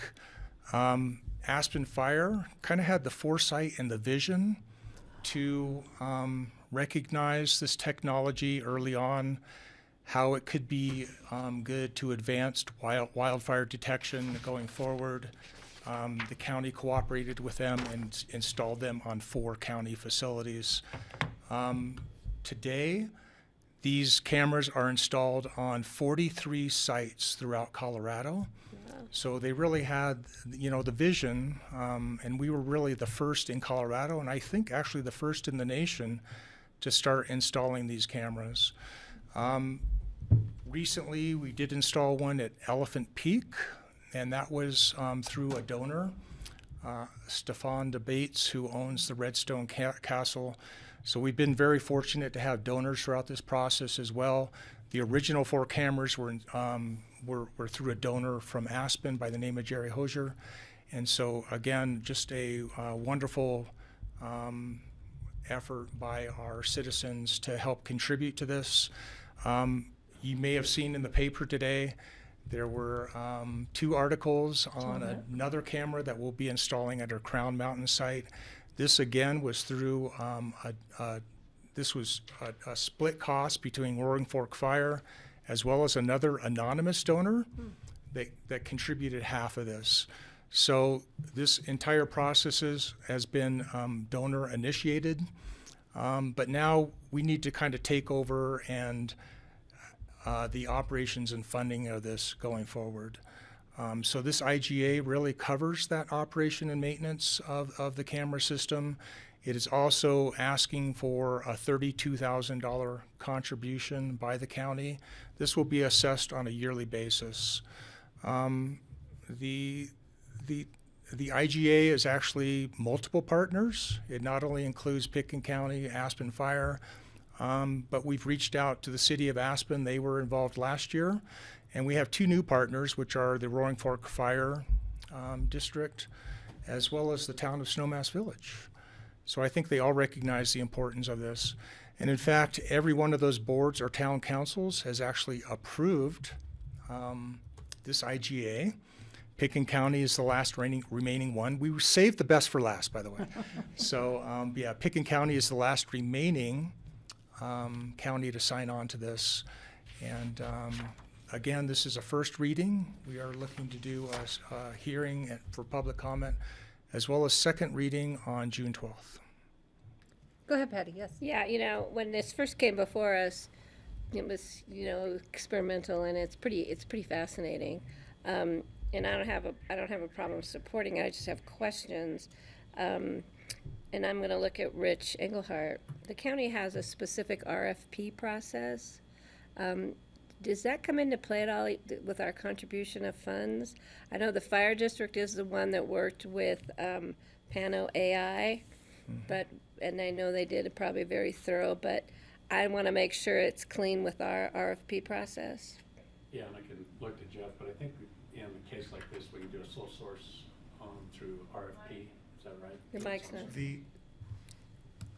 Our procurement department.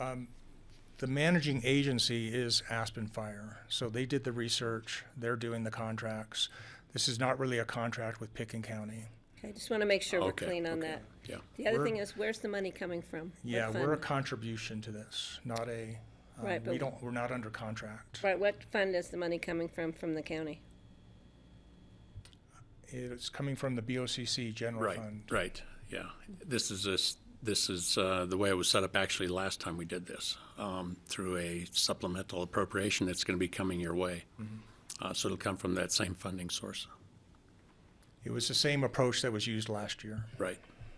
And approved, so I think guess it would we be assumed nice that if that would be the. I hate to keep drawing money out of our general fund, but this is pretty critical for Yeah. wildfire Yeah. suppression, management, prevention, you name it. Right. But I don't know if we have any other fund, but maybe over the next year we can look at maybe some other opportunities we might have to fund it, rather than just keep pulling out of the general fund. I don't know if We we certainly do, could.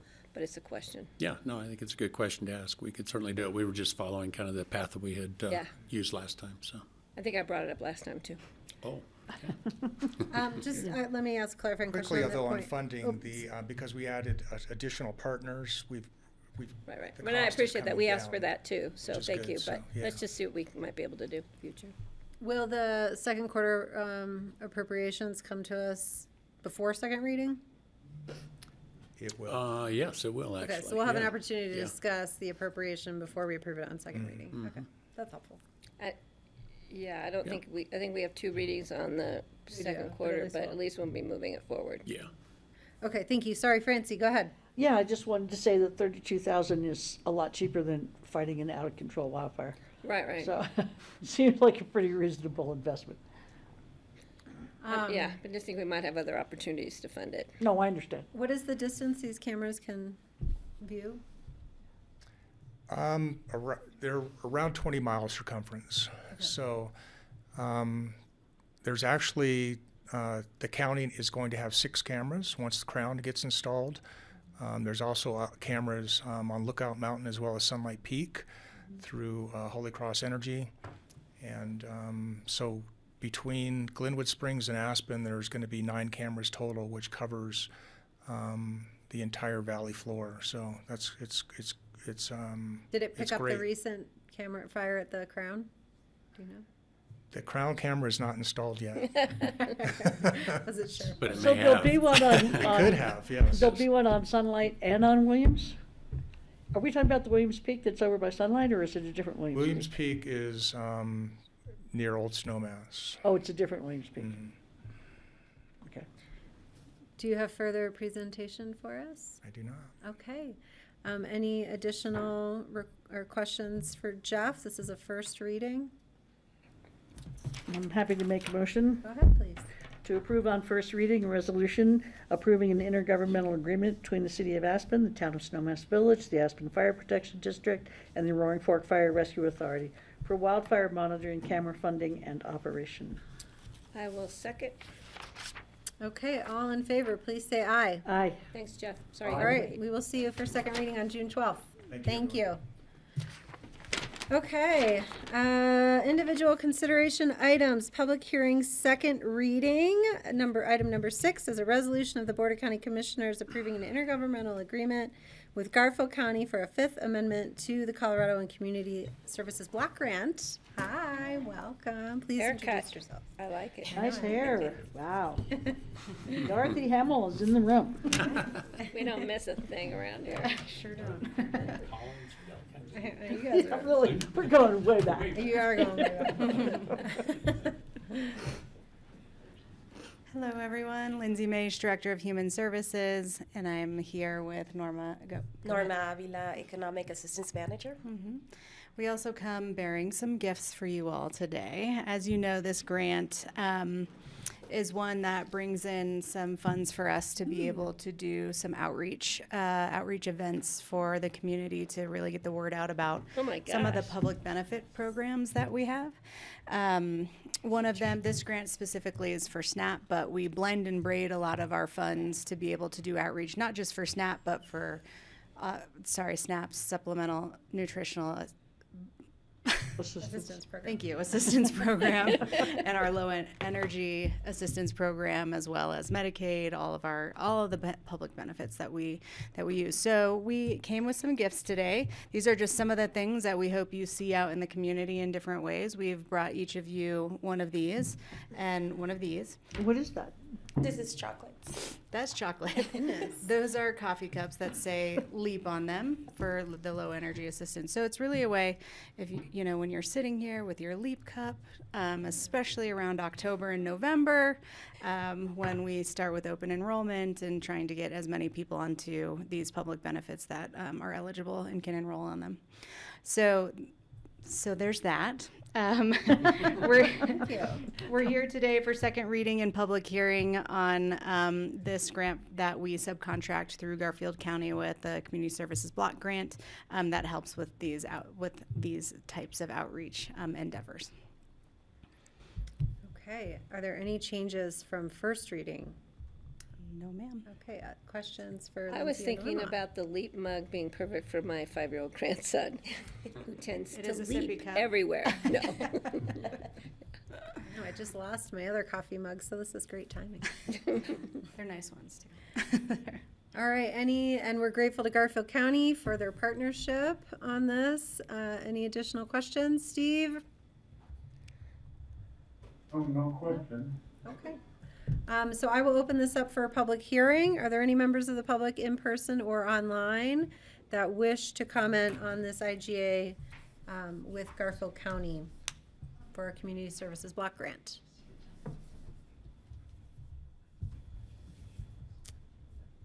Okay, I am hearing none. I'll close this public hearing and I will bring it back to the board. I'll make a motion to approve a resolution approving an intergovernmental agreement with Garfield County for a 5th amendment to the Colorado and Community Services Block Grant. I will second. Okay, thank you.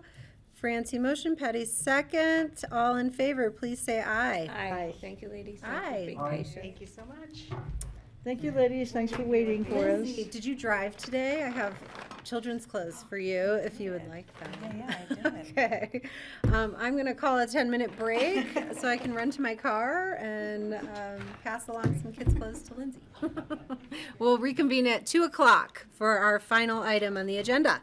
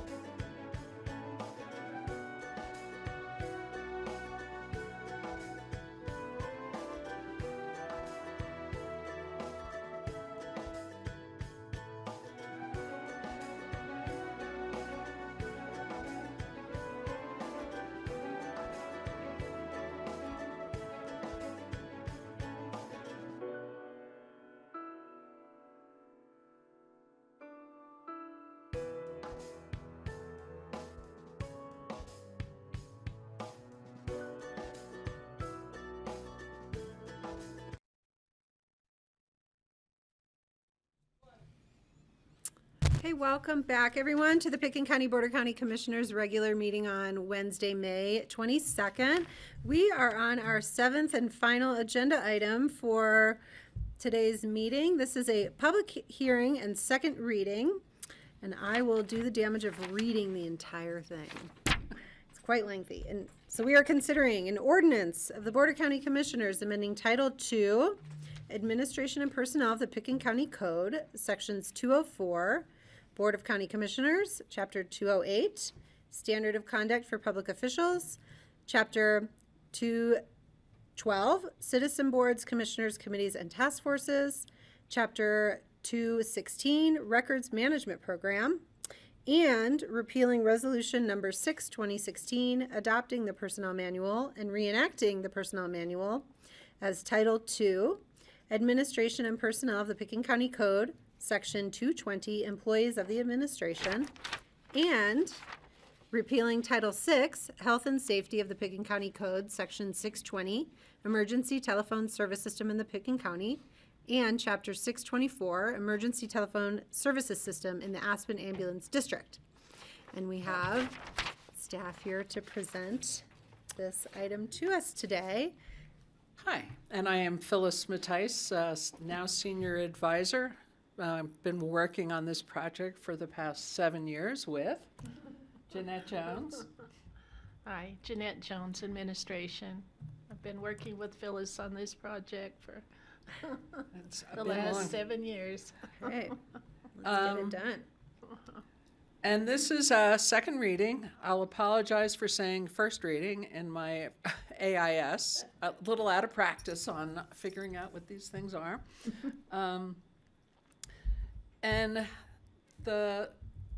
how we've come about this, I mean, we went back, Rye brought up at the last meeting about the governance policies, which we found were still on the web. So thanks, Rye, for letting us know about that. But we actually had you rescind them back in 2018. And I told Jeanette I had a flash remembering the meeting in the library room when we were building this building.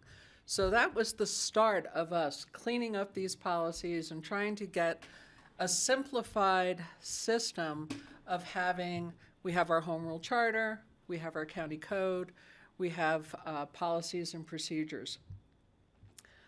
So with that, we started working on the code again. So why you have 3 different sections is we're biting off a chunk at this time, and we're going to be continuing. You're going to end up with more codes coming.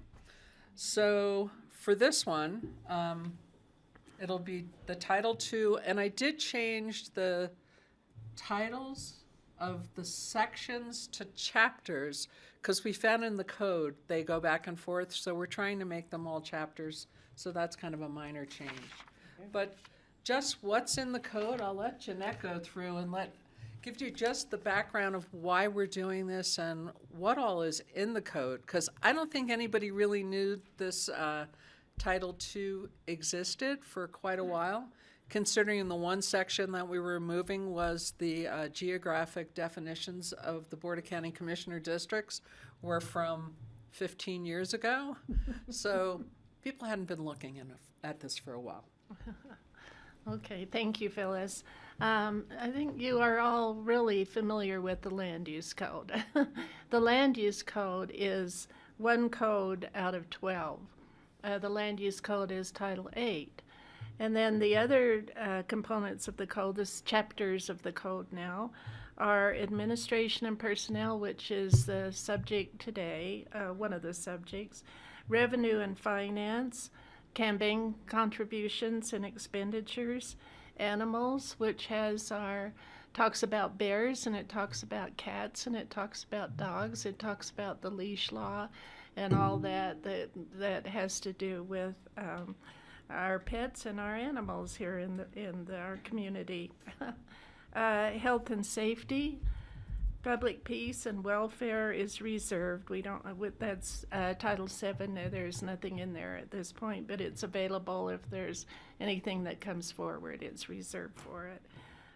Title VIII, which again you're very aware of, is the Land Use Code.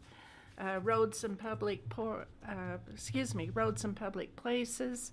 Airport regulations are huge. They're a good volume in themselves. Building and construction, which is all our building codes, and open space and trails. We did have a chapter 13 or title 13 that was the procurement code, and we brought that all to you all, I don't know, a couple of years ago, and we incorporated that into revenue and finance because procurement is so connected to the finance department.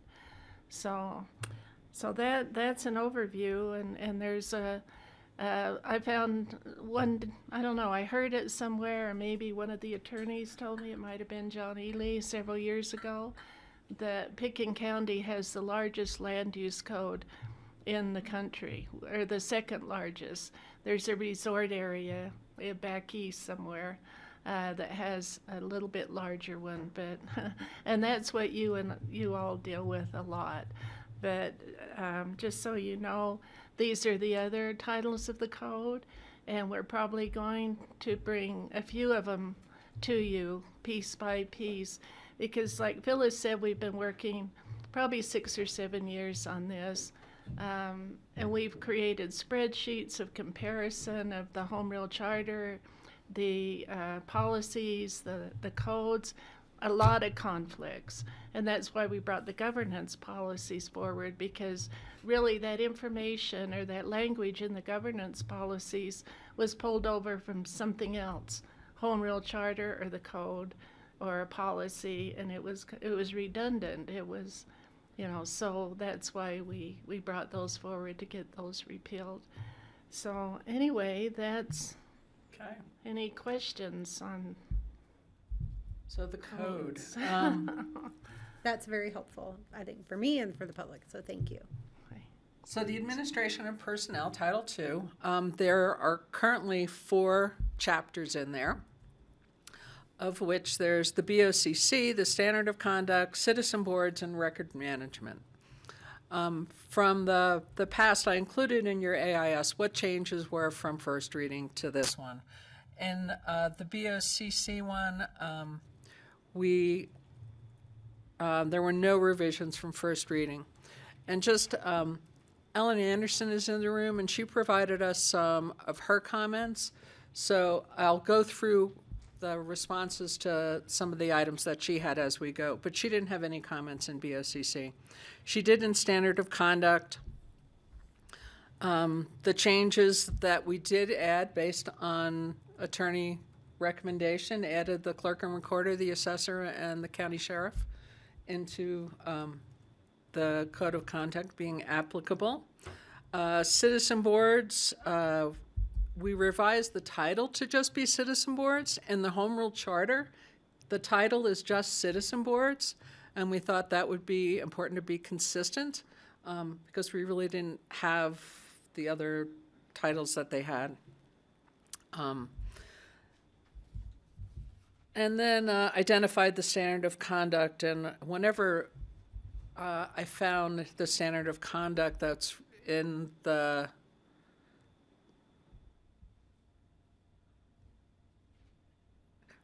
if it's in the code and it's in a different section, I'm referring to it and saying where it is. And if it's the code of, what's the other one? Conflict of interest, which is in the Home Rule Charter, trying to identify it when it's in the Home Rule Charter so people understand where they are. There is no code of conduct in the Home Rule Charter. There's only the conflict of interest. Okay. That was confusing to get through. Yeah. And then records management, there was no changes, and that is as it sits. There is the addition then of the employees in the administration, which will eliminate the personnel manual that we created years ago to adhere to the requirements of the Home Rule Charter that says there'll be a personnel resolution and it identifies about 8 different items. That'll now go in the code. People didn't understand where the personnel manual lived or what the purpose was. I have a legal question about this. Is the county code enforceable as a mechanism of employment performance? Sorry, say that one more time. Is the county code enforceable as a mechanism for employment performance? So Me or you? You. that was me. If I understand your question, so you're saying, so could a county employee receive some level of discipline based on a violation of the standards of conduct in the county code? That is. I suppose presumably. The county employees are all employees at will in Pickens County, and to the extent that there is a violation of this provision that warranted some level of discipline, that would be appropriate. Okay. There are procedural rights that county employees are afforded, or perhaps rights isn't the right way to phrase it. There are procedural remedies that are in the code in the event that there's discipline action that may be pursued by a particular employee. And those are not rights, those are privileges that are granted by this board to employees beyond what is required by state law in connection with employment. Okay. So we go beyond what is required by the state by providing certain privileges to employees in the county code. Okay. Thank you. Yep. That's helpful. My assumption is that there's some way for employees to know that as part of their their will is adhering to this as well. Yeah, I think it would safe to assume that we'd be on solid basis that if an employee acted in a manner that substantially violated this code of conduct or conflict of interest in a way that was pretty blatant, that would be a solid basis for some level of discipline. Okay. I just hope our employees know that. Anyway, thank you.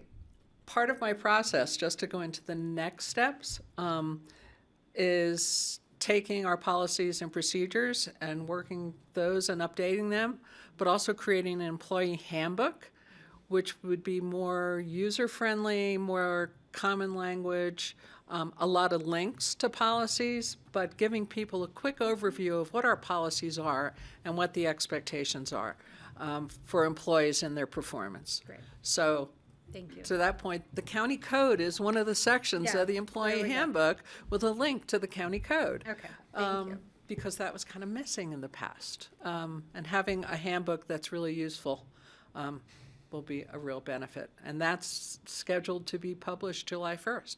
And then we're going to do trainings with all employees and supervisors so they know what's in the employee handbook. Okay, great. So that's working in tandem with human resources. Thank you. Okay. I feel And resolved. then the last two sections that are being repealed are in safety. It's about the E911 fees that are actually under the authority of the E911 board and the PUC, the Public Utilities Commission, and it's not an action of the board that governs those fees at all. So we're not sure how they ended up there, but as we've been reading, we find things that are interesting, like we don't know how that got there, but we're going to make them go away. I did notify Gabe and Brett Loeb, so they know they're going, and they're quite pleased about that since they're incorrect. So any questions about those? And then I thought I'd go over I know Ellen spoke at when we continued this 2 weeks ago. And I thought I would just address some of the comments that she had. And so you know where we're heading. I'm encouraging you to pass this. And if there's any additional work you'd like done, we can continue this work. It's just the code, like you do with land use. You create updates regularly. But some of this that Ellen suggested already exists. So I took from the public comment that she made at the last meeting, truth and applications. We didn't include anything about truth of applications, because I believe that's an obvious ethical piece. There are some laws regarding employees about not providing accurate information in applications. So I didn't include anything like that. Represent and verify facts when they're representing the county. There is under advocacy and the standards of conduct. It states board members shall represent the official policies or positions of their board to their best of their ability when designated as delegates for this purpose. When presenting their individual opinions and positions, board members shall explicitly state that they do not represent their body or Pitkin County, nor will they allow the inference that they do. I think that covers that comment quite well. That legal advice to the county should only be by the county attorney. I think that's obvious. I didn't think that needed to be stated elsewhere. Legal conflicts of interest, or reveal, sorry, can't read my own writing. I just have one question about the county attorney being singular. Mm-hmm. So if you're representing the county attorney, does that make it singular? Is it singular, not attorneys?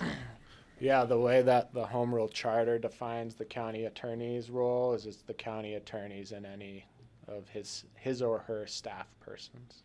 They're just called county attorney, singular. Yeah, that's just the. Comes out of the Home Rule That Charter. just comes out of the Home Rule Charter. I mean, it's singular, but the board has granted additional authority to the county attorney to hire other attorneys, whether that be assistant county attorneys, and with the direction of the BoCC, you could potentially be represented by attorneys that are not the county attorney or outside counsel of some kind. So. Okay. But can Yes, but please, go ahead. I do have something.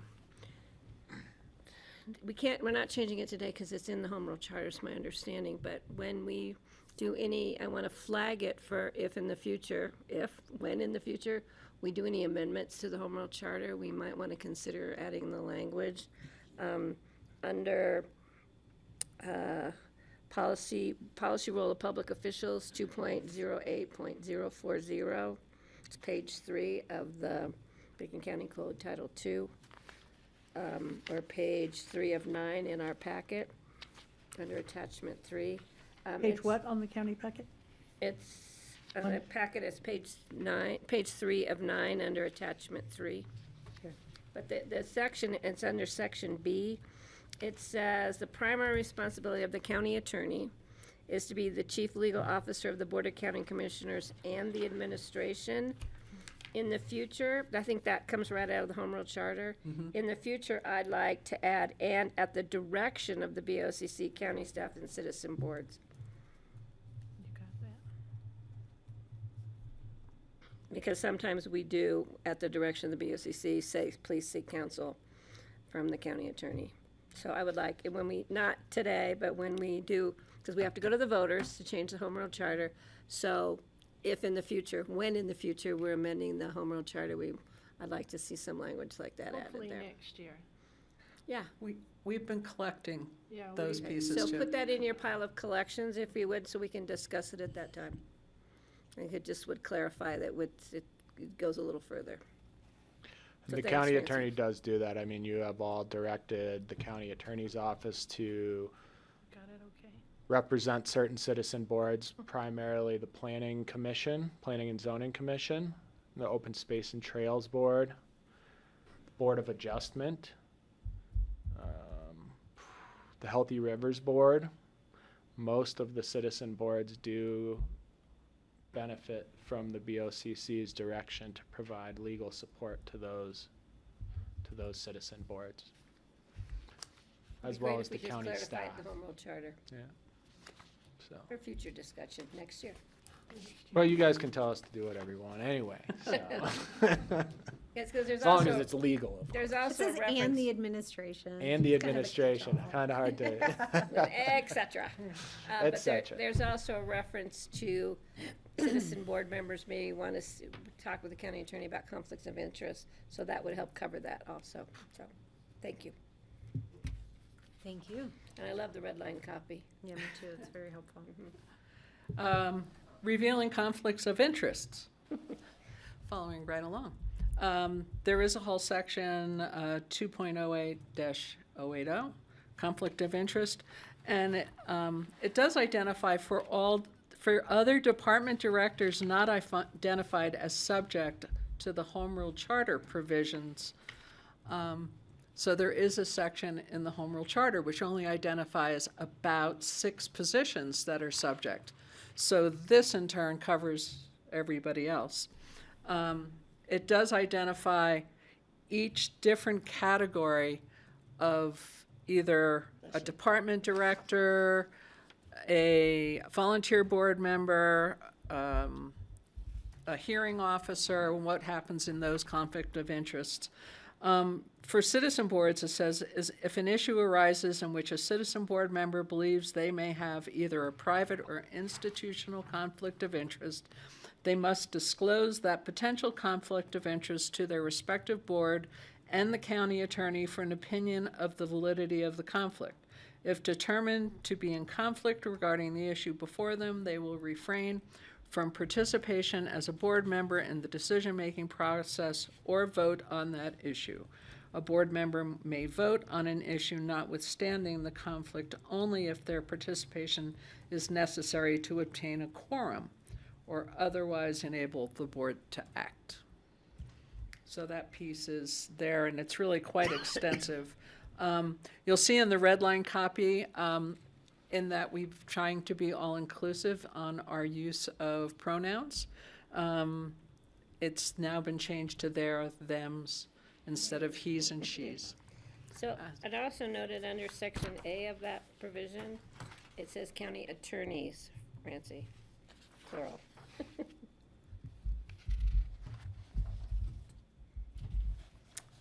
does say county attorneys. And that was the original. That's original language. Yeah, I didn't write all of this. Training of volunteers and staff in governance docs. What page are you on? I'm lost. Oh, these are the Attachment. comments from Ellen in Okay. her email. Okay.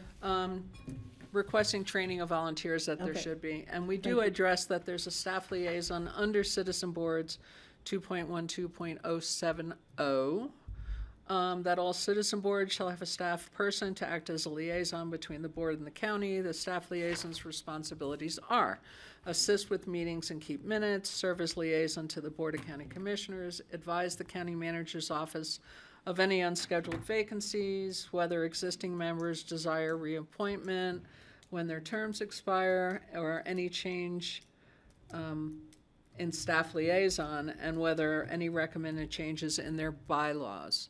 And the bylaws all come to the county commissioners for approval. So you'll see that.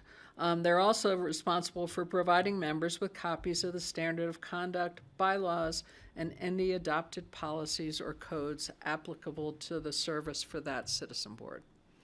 So that is covered there.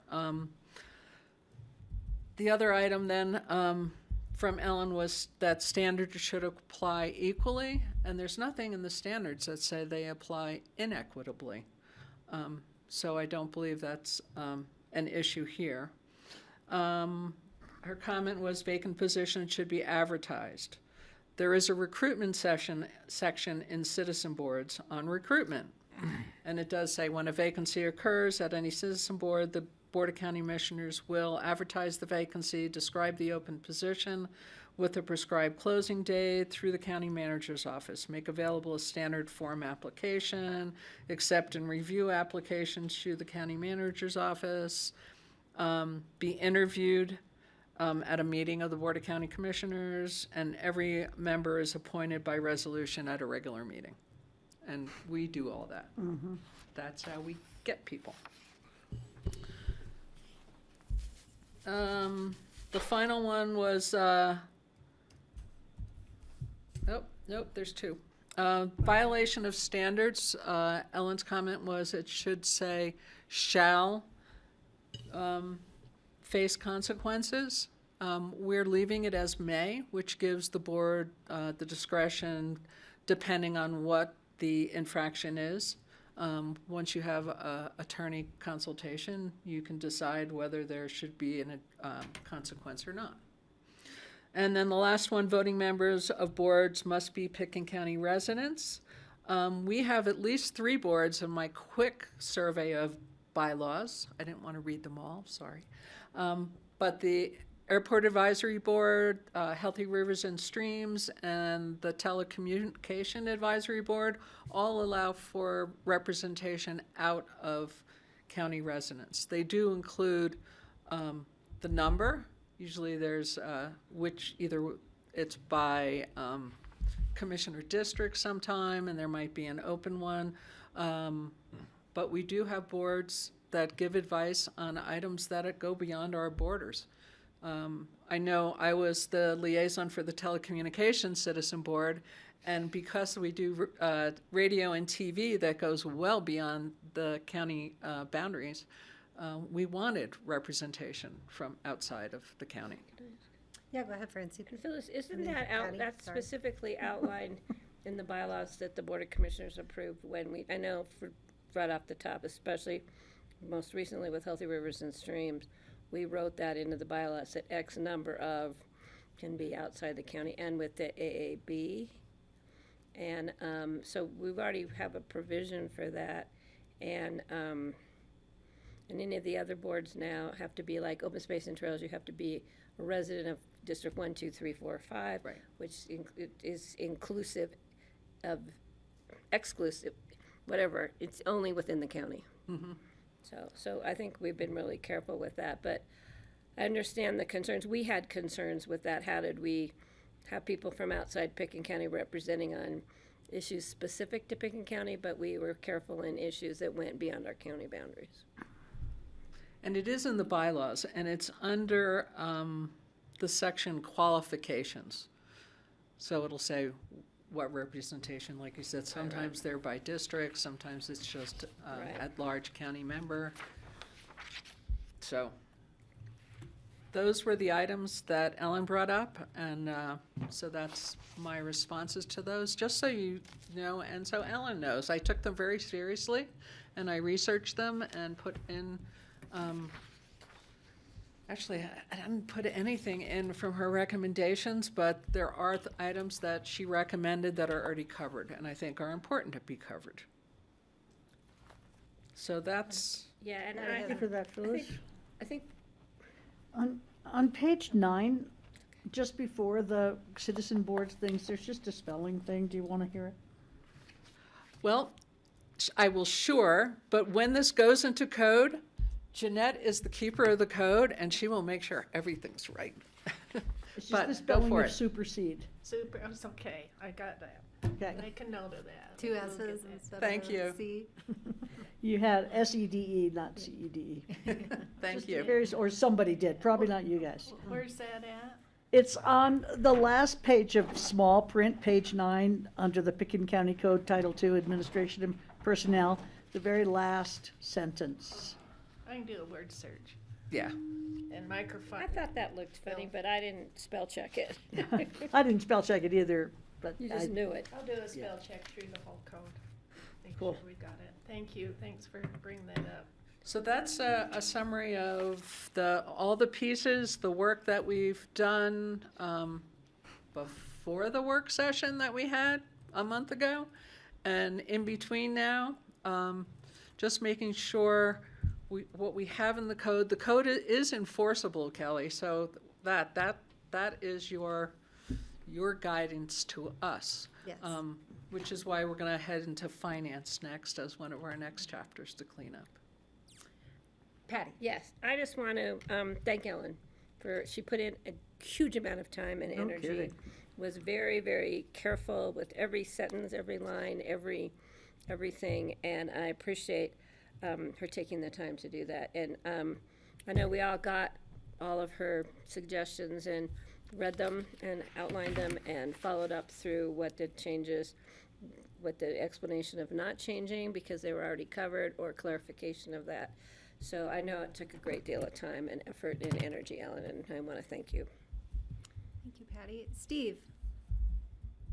Yeah, also commenting about what Ellen did, I think that just points out the importance that the code, we never get the code perfect. There's always room for improvement someplace. And as time goes on, the board just needs to be like eternally vigilant and be looking for places that, you know, improvements could be made, or that there might be some kind of anomaly that didn't get caught before that needs to be corrected. So it's a working document. It can be changed, has been changed in the past, will be changed in the future. And just to remember that we don't have it probably quite perfect yet, although what Jeanette and Phyllis did brought it light years ahead of where it was in terms of, you know, fixing things that were wrong in there. So we just keep everything in perspective. It's a vast improvement on where we were, and we still will keep working on it going into the future. So thanks to Ellen for her suggestions, and keeping, you know, holding our feet to the fire on that. I think that's really an important thing that she did for us. Wonderful. Thank you, Steve. Are there any questions for staff before I open up the public hearing? I'm good, thanks. Okay, let's go ahead and have the public hearing on this item to change our county code. Ellen, please. And if there's anyone online, please go ahead and raise your hand. Nobody online. It's on. I'm Ellen Anderson, Aspen Village, and thank you for the kind words. I wish I could stop caring, but I can't, so thank you for the acknowledgement. We depend on your caring. I have three basic comments. One is housekeeping, and the first one is the page numbers I'm referring to are the page numbers in your packet. So on page 144, you missed a he, she. It should be a they. No big deal. Thank you. The second one is on page 154. This was big. The hours of operation, the core hours now for Picken County have been changed from 8 to 5, I think it was, now to 8:30 to 4:30. That's cutting out an hour a day for your. That's huge. I haven't heard no conversation about weeks. that. Pardon? Only for 6 weeks. No. No, this is in it's- general, 8:30 to 4:30. Oh, yeah. It used to be 8 to 5, but we haven't been 8 to 5 for a long time. I just want to make sure everybody's aware of that, and that cuts out access to the public 5 hours a week, 1 hour a day. Is that really what you intend? It's been that way, and that's the sign that's been on the door, I think, since we came into this Okay, building. it was news to me as a citizen, just as long as you're aware of it. And the third housekeeping was,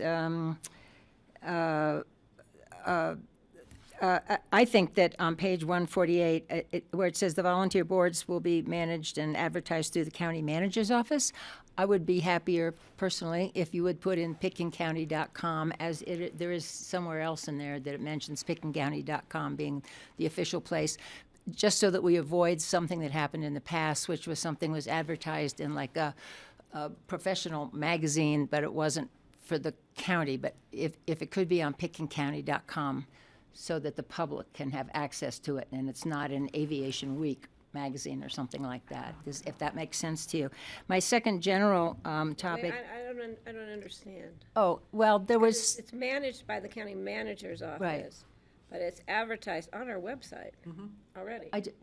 But it doesn't say in that on page 148. It does. So you just want it added that you can. I also want to find add on- it that it will be on pickencounty.com, so it's accessible to the public. I'm amenable.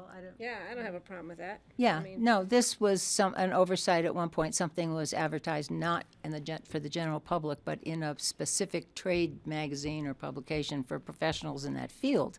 So it's not a big deal. I'm not trying to make a big deal, but just so that the public can see it.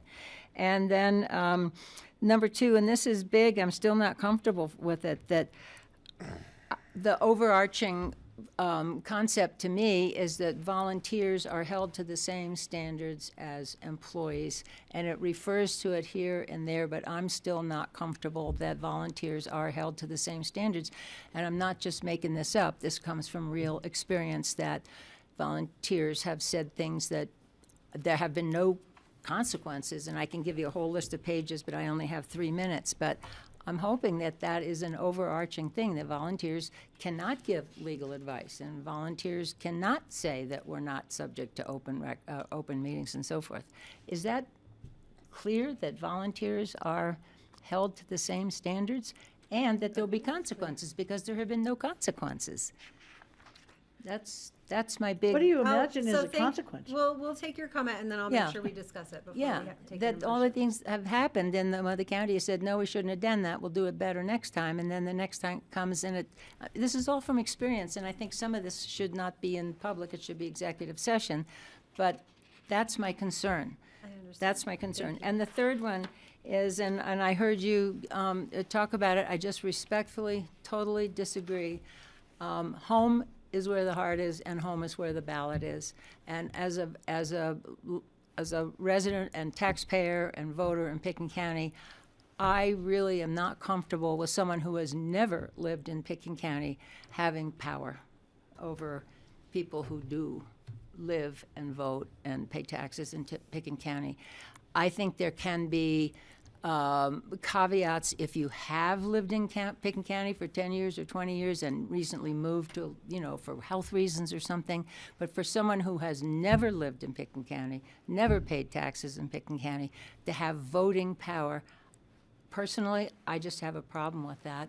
I think people can be advisors, and of course freedom of speech, but I don't think they should have power. And the poster child is that on one task force, 7 out of 12 of the members don't vote in Picken County. And I just think that's power they should not have. They should be advisors. So thanks. And thanks again for listening. I really appreciate it, Phyllis and Jeanette. And I know I've been a pain in the neck to you guys. So thank you. Thanks, Ellen. Thank you, Ellen. Is there any other members of the public that wish to comment on this ordinance? Okay, seeing none, I will bring it back to the board. I do wish to honor Ellen's concerns and efforts and just have some discussion on a couple of points here at the board. To be clear, the things that I have heard are related to whether we think that the code is strong enough on violation of standards. And then the second one about the residency. I think what I heard from Phyllis about advocacy was very clear, that people need to be very clear about their affiliation and lack of representation. I think perhaps we could remind all of our boards to that effect. We frequently read letters, et cetera, that don't say, I'm not representing this committee that I sit on. Which I know when we all speak to the public, we try to do very consistently. And I think I heard from Phyllis that that the standards are applied equally, that there's nothing in the code that differentiates the standard applying to staff differently from applying to members of citizen boards. So I just want to Yeah, I think it's open up a even little more dialogue clear to see if we in these updates. It's even more clear than before that standard applies across the board.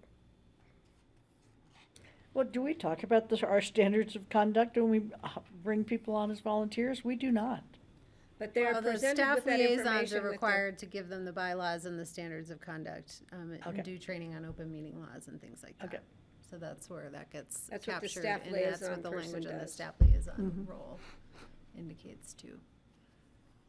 Any other thoughts on that? Are we satisfied? I think it's covered, but I think it needs to be made clear if we see somebody slipping, the liaison needs to remind the board as a whole, the volunteer board, and we need to, all boards, everybody, all staff needs to be reminded of that if they're walking the fine line.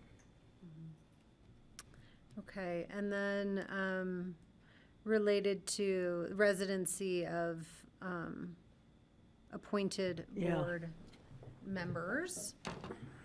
I know I have advocated that our election commission should only be Picken County residents. And so I When you can say understand resident, that. do you mean people who are registered to vote? Well, that's a separate requirement under the election commission. Yes, I'm but just it did saying- come up in her second comment. Oh, I think there's multiple ways to demonstrate residency. You know, registering to vote, it tends to be an obvious one, but we don't make it essential for proving residency for other laws. I wouldn't make that necessarily a requirement here. You know, I think we have very good reason to have people on our boards who have a broader sphere of involvement, and not involvement, but impact. You know, Healthy Rivers and Streams, we're looking at watershed-based decision-making. The same with the Airport Advisory Board as a regional asset, and Phyllis talked about telecommunications.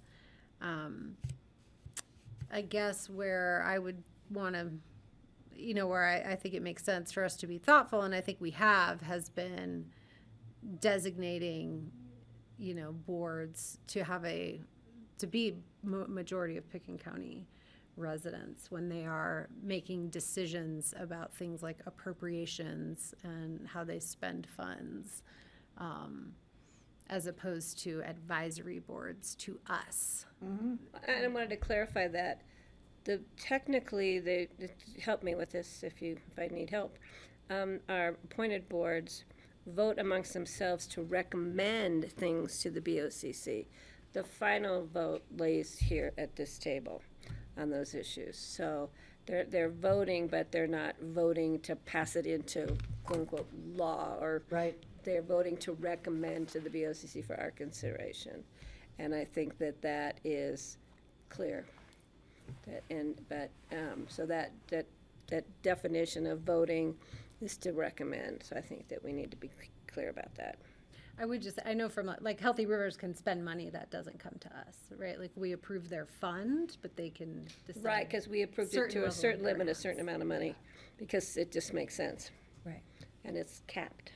So, yeah. Ryan looks like he might want to. I just got a point of clarification. Yeah.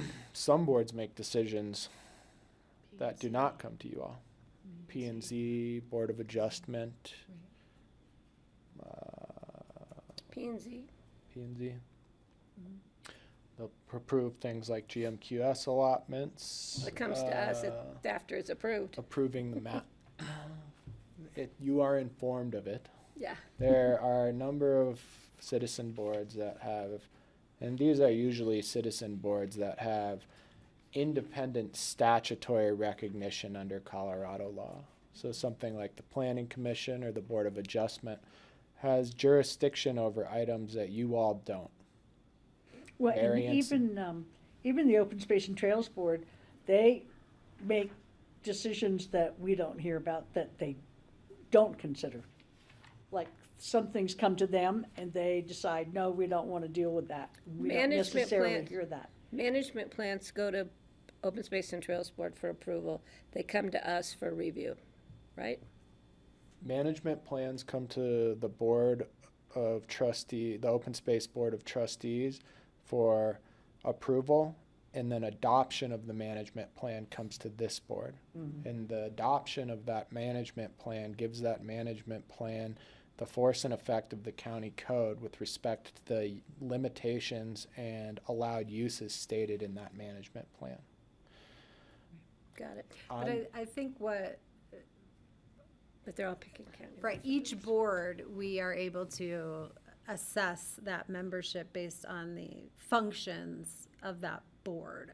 And like I've said, some we have said, you must be Picken County residents for this board, because that's what's really appropriate for that. Others, we have the discretion to determine if there's a broader membership that's appropriate for that board. And we've also been very careful to weigh that membership when they're out of the county, so that there's not a majority of the members that are out of county. So we've been careful with that balance, is my understanding, right? So we're careful with that. Yeah.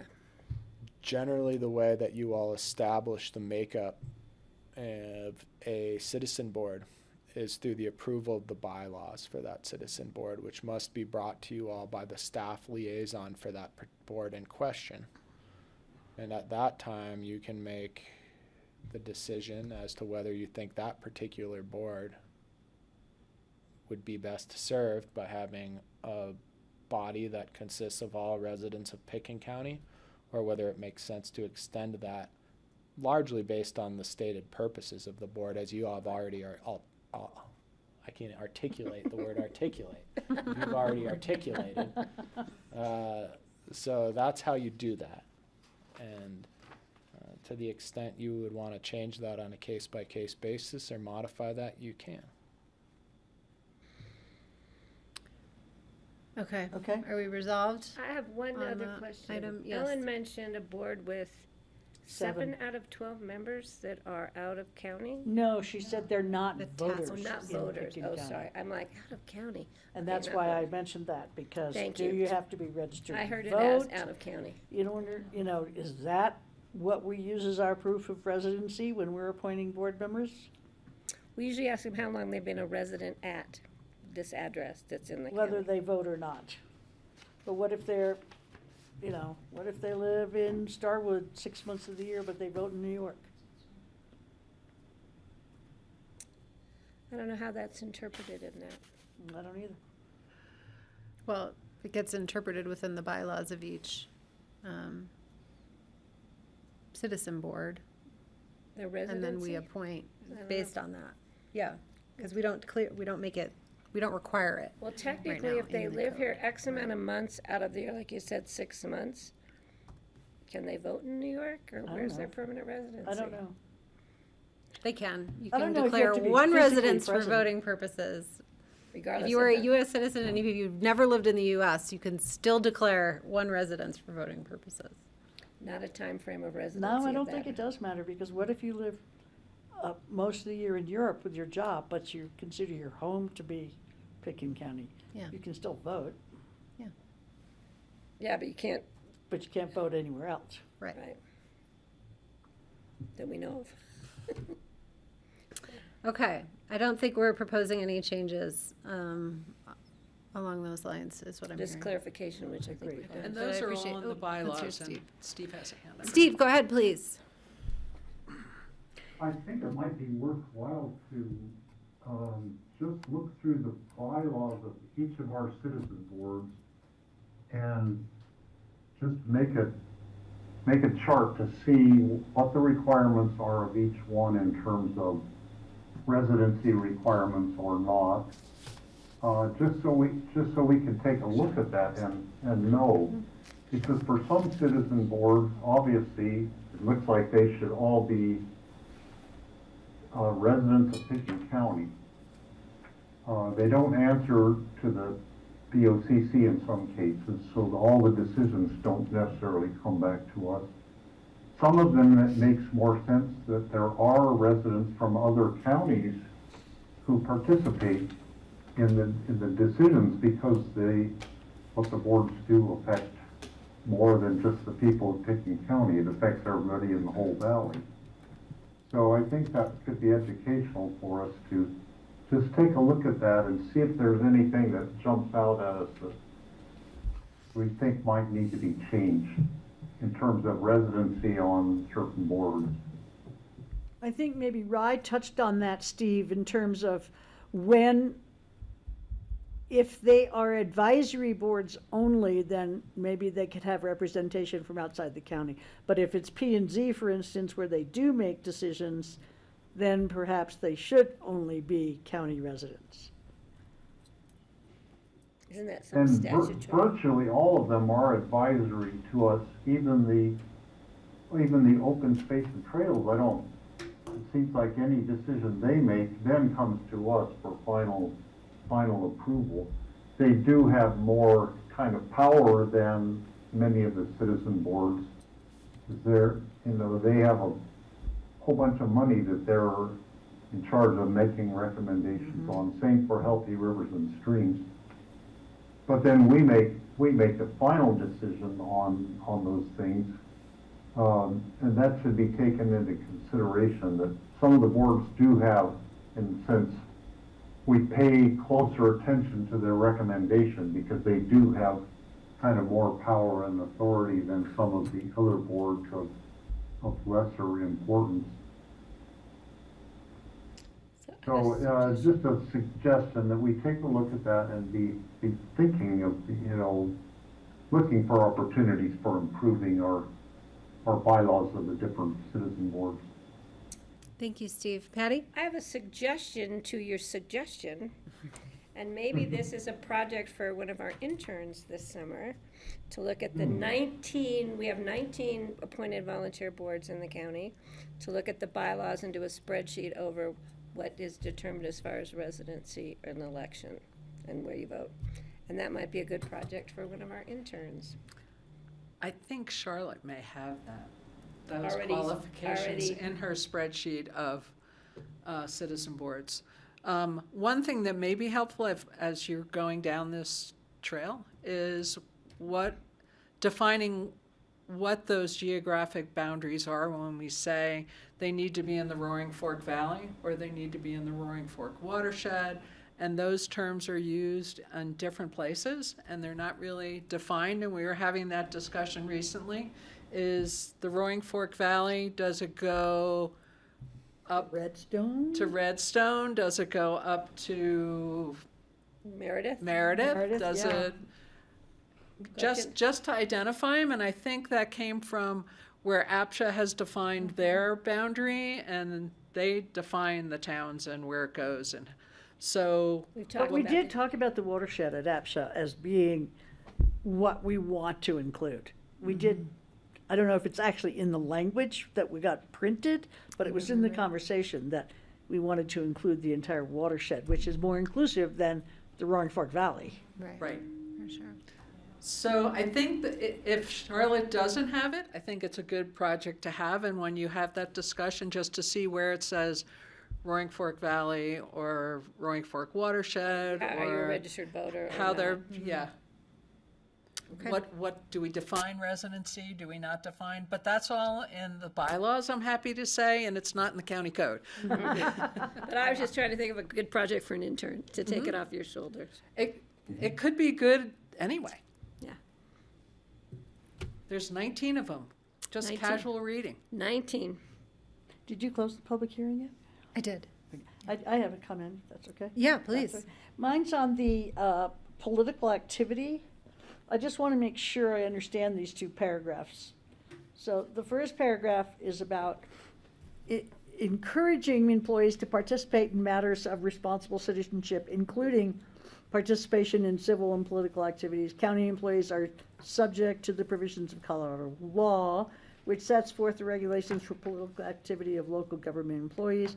Employees are free on their own time and away from any office of the county to participate in all federal, state, and local partisan campaigns and to openly express their views and support for a candidate or issue.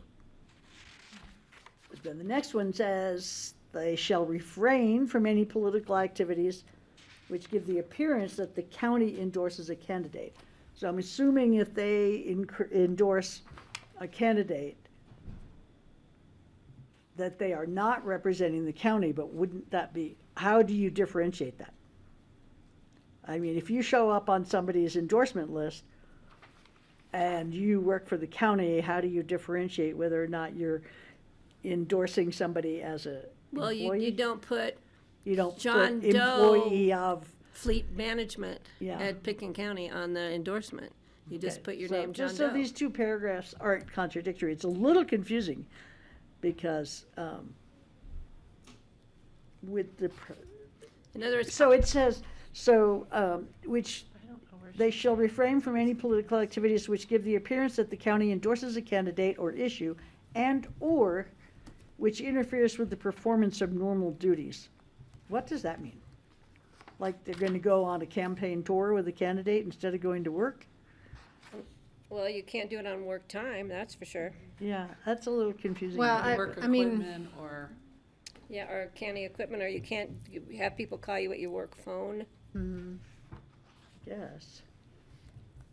That's why I carry one phone that's my own phone, so I can do political activity and county activity, because I pay for my phone, and the county does not. Okay, so you guys are okay with the just difference between these two paragraphs? I am. Okay. And Board of Commissioners, we are subject to different rules, because we're always working. Live in a fishbowl. Yeah. We're official. Okay, any other items for discussion? It's a lot of work on everybody's part, Ellen's and staff, and I appreciate it greatly. All right, I will request a motion. I will make a And I'll, motion. and I will acknowledge that staff has presented, there will be additional opportunities to change code as they revise other chapters. Are we just doing Yes, item 7, and what that I 3 parts? read prior.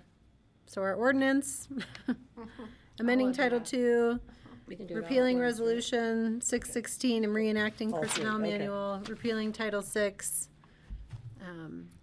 I'm going to make a motion to approve as the agenda item as read by Kelly McNicholas Curry at the beginning of this meeting, to amend Title 2, repealing Resolution 006-216, 2016, and repealing Title 6, etc., as per the agenda item summary and the resolution we've been presented, ordinance we've been presented. As John Ely would say, number 7. As John Ely would say, number 7, and as Roy would confirm that John Ely can say that. So I have a motion, do I have a second? Yes. Second. Thank you, Steve. Okay, any further discussion? Okay, all in favor, please say aye. Aye. Aye. Thank you to Aye. everyone Thank for you, your thanks, care. guys, really appreciate all the work. Thank you And so the much. next Thank you, Ellen. Chapter will be chapter 3. Hopefully we'll be back within 7 years. Or maybe soon. not, because hopefully we'll be out on the coast somewhere. And maybe we won't put it all in one ordinance. Maybe we'll split them out. That's helpful. Okay, We thought it open, was- Thank you all. thank you. Thank you so much. Thank you. Open discussion. Great to have you Rich, still do you around, have Phyllis. any? I do not, thank you. No open No, discussion. no open Any, discussion. We'll any board volunteer. members? When are we bringing back the letter? Next Tuesday, the letter about Dolores? To the president. Yeah, I haven't gotten a reply yet. Okay. I think we were working on next week. Didn't we, I just got a letter from Michael Gorman about the outstanding waters. Didn't we do that as commissioners? Yes. Yeah, okay. So I've already signed it. Not gonna sign it yet, yeah. Michael Gorman just became a new uncle. Michael Gorman what? He just became a new uncle. His sister Sarah just had a baby Well, girl. I'll be golly darned. I do have a question. Is the airport repair project on track? Yeah, Dan reported out to the AAB that the only thing we may not get is the slurry that covers the finished product. Because They of ran into weather? a few, a lot more repairs than anticipated as I got into it. They had weather delays at the start, and yesterday was like a non-day. So, and those are built in, but that's probably the only thing that'll be compromised in the project. But it's not it's more of a cosmetic. You know, those slurries don't last that much, and the paint will still adhere to the type of work they're doing. So, yeah. So the opening won't be delayed? There will not, no. There's No. No. He's been very clear with the contractor that we are opening when we're opening because, When are we I opening? know. What was the date? oh gosh, I don't have that. Saturday? I'm sorry, I don't have that data. And the planes are coming in at 7 o'clock the night before, so we have planes on the ground to leave in Yeah. the morning. Yeah, on that date. On that date. On that date. On that date. The date that has A been date advertised. certain, we just certainly don't know what that date is. Yes. Are you The hearing airport's otherwise? scheduled to be reopened Okay. on May 24. So Aren't we that's there? next. That's 2 Friday. days. That's Friday. So Friday. that's- Friday. yeah, so, yeah. Which makes sense. It's I Memorial was with Day him weekend. today and didn't hear anything different, so. Yeah, I think that's Okay. why we looked at that. Okay, that was all I wanted to know. Any other open discussion? I'll make Okay. a motion to adjourn. I will second it. Thank you. All in favor, please say aye. Aye. Kelly, Aye. great job. That's what I was gonna say. Thanks, Steve. Hey, have a great visit. In Illinois. In